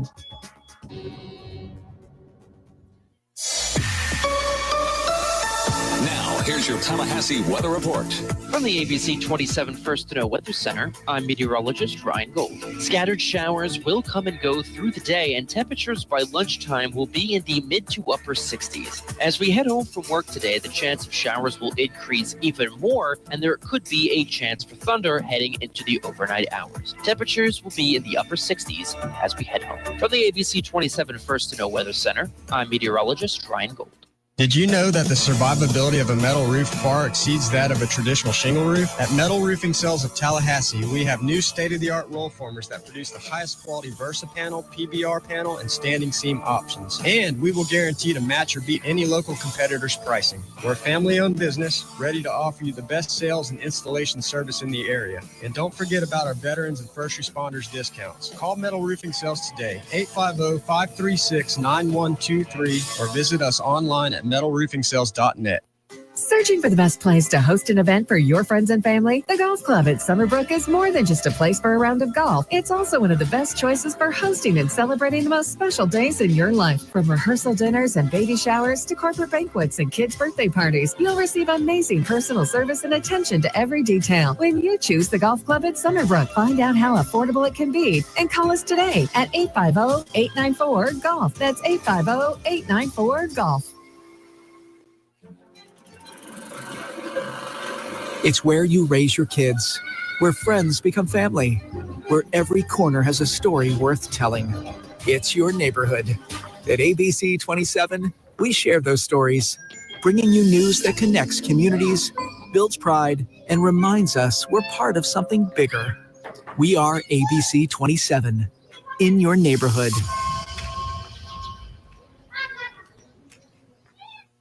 The Jeff Cameron Show is a production of the Warchant.com Multimedia Network. Check out warchant.com today for the latest news inside Florida State athletics. That's warchant.com. Now, back to Jeff on Real Talk 93.3. I read during the break, and it made me smile. Noel Kev, thanks for that. What if all this pain of not firing Norvell this year and seeing what we would have hired is paid off next November when they finally fire him and announce Lincoln Riley as the new head coach? Well played, Noel Kev. Well played. Going to play defense? USC's got the number one recruiting class in the country, Tom Lang. It would be better. Don't get me wrong. What isn't better? But, yeah. Southern got a little different animal this year now. Is that going to be a redux of you got to pay $14-15 million? It would be. Oh, I don't. He doesn't really want. No, Lincoln I'm just Riley. saying. Yeah. Just saying. When we get there, when we get to that point, no. The next big shoe to drop for me is to find out who the OC is going to be next year. Because I have a hard time believing that well, we have somebody under contract. No, I have a hard time believing we're running this back as is. Now, I know the cynical, jaded individual that just heard that said, well, Jeff, look who they are bringing back, buddy. Agreed. But, man, I don't think those two were on the same page this year, and I don't think Gus looked like he was having too good a time here. I'm not saying that he would walk away from money, but I do think he would maybe pursue, if he wants to stay in the game, other opportunities. I do. And I think it's in Florida State's best interest that happen. Exactly that. I agree. Yes. So that Did they the don't offense have get to better pay or worse as the season went along? It got way worse. Oh, as the season went along? Sure. Oh, my God. I'm telling you, remove the East Texas A&M and Kent State numbers. Remove them. Remove them from the equation. It's a fallacy. 700-plus yards in that game. Come on, 77 points, 66 points in the Kent State game with 600-something. Come on, man. Get rid of those two data points, if you will. Yeah. And tell me what this offense was. Well, the easy thing is just to look at total point output. If you want to get super simple in ACC play, we were below league average. Yeah. We were in the bottom half of the league in ACC games only in points per game. And that's with mega garbage time fourth quarter points against Miami, a late touchdown that, didn't mean much against Pitt, running up the score on Wake. Like, in the balance of these games, you scored 30 points total 24 points total against NC State and Stanford. Is that right? Was it 13 and 11? 13 and 11. Yeah, so 24 points total against Stanford and NC State. And those two defenses are butt cheeks. Dear Christmas. What are we doing? Top 10, nothing. Agreed. I've been a broken record about that too. Guys, this offense is a lie. It's a lie. It's a bunch of fake yards. It's 20-20. I got to cash in on the tease. What happened with the keychain? Oh my God. You thought it was in your QX80 and your car would unlock even though you didn't have key, like you didn't know where the keys were. You lost the keys. But your car would unlock. So we thought for years that there were hidden keys in that vehicle. Did anybody even ask for this, or are you just going back? No, I want to know. All right. I've waited. I have not gotten the spoiler behind the scenes. All right, so we got 4 minutes for me to do this. Here you go. So yesterday in the bonus hour, I brought this up at the end of the show. I asked Tom if he had ever in his life lost something of value to him, something he cared about. Freddie. And he brought up some puppet named Freddie that he loved as a kid. And anyhow, we came to the conclusion that his mom threw that puppet away because it made noises and she got tired of it. And then she lied to him and said it was on the Pan Am flight. Yeah. So, which is funny. And Tom's longed for Freddie the puppet ever since. I, on the other hand, lost something as an adult, and it pissed me off because it was a keychain and it had a Guinness bottle opener on it that I got from St. James Gate, the Guinness Brewery, from my honeymoon 20 years ago, 20 plus years ago. So I got that there the first time I ever went to Ireland. Now this sounds ridiculous, but I've been to Ireland 3 times since. But the point is, I was the first. It was awesome. And I have that. And I also had, Tom, on that keychain, the 1993 national championship little whatever that doohickey is that you put on your keychain. Mm-hmm. So I had the Guinness bottle thing. Opener. It was So I had the Guinness keychain bottle opener, and I had the 1993 national title. Doohickey. That I was there with my dad for and in school. All that whole thing, right? That's a special one for me. Anyhow, so I lost them. I didn't know how I lost those keys, but I did. I could not find them anywhere, and I thought that they might have been in the QX80. At the time, I had a QX80. Because it would unlock even though the keys weren't in your possession. Right. So you thought that they must have been buried in the car. They had to be buried in there, Yeah. but I could never find them. So I was like, well, this is getting weird. But after a while, I just grabbed the other key, and I just moved on. I just moved on with my life. But it always bothered me that I had lost the – and I mean, It actually bothered me, too. I said, give me the key. I'm going to go start looking in the car. You did, and you couldn't find them. We looked everywhere for those bad boys. Eventually, I turned that vehicle in. It was gone. That was the end of it. It was gone. And I thought if it had been in there, then it's gone forever now. But then I began to think, well, maybe I took them out when I was playing football with the kids in the front yard and I put them on the side. Maybe it fell down here in a bush somewhere. So I'm looking in the bushes. I'm looking all around.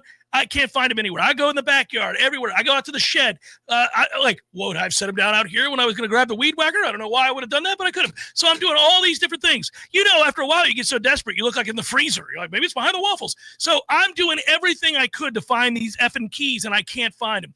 Fast forward 10 years later, the other night, my wife and I are going to bed. We have this, it's this like dresser thing next to the bathroom where all the towels sit. What the hell is that even called? But anyhow, a swing. Well played. So all the towels are there for you to grab as you enter into the shower. And this thing is dislodgeable.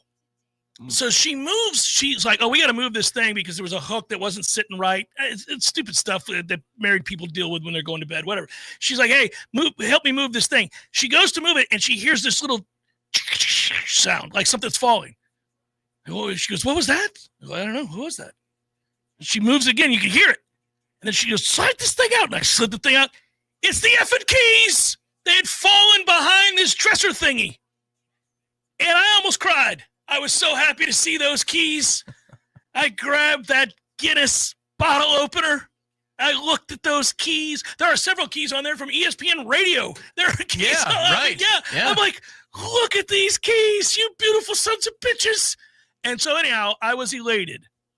That's the oldest something has ever been and lost for as long as it had been in my lifetime. And it's really just kind of made my week. You can't bring me down. I can see. Now, did it have a QX80 thing on it still? Or yes. It did? Yes. So how the hell did the car open all that time? I'll never know. It was broken. It was broken. Somebody could have just you could have just opened the car and pilfered gotten in. your car. Yeah. No, but think about all the weird oddities that had to be right for that to happen. That car still opens for no reason. Yeah. This thing's falling. I know what happened. I came home probably either after a workout or something like that to go take a shower and threw them up there on the towel thingies. They slid down. I forgot I did it. And next thing you know, like an a-hole, I'm wandering the earth without these keys and with no idea where they went. The time capsule. Good work out of you. Thanks, everybody. Enjoy the evening. 7 o'clock tonight, a recruiting show. Peace. Game day in Tallahassee starts with energy and nothing.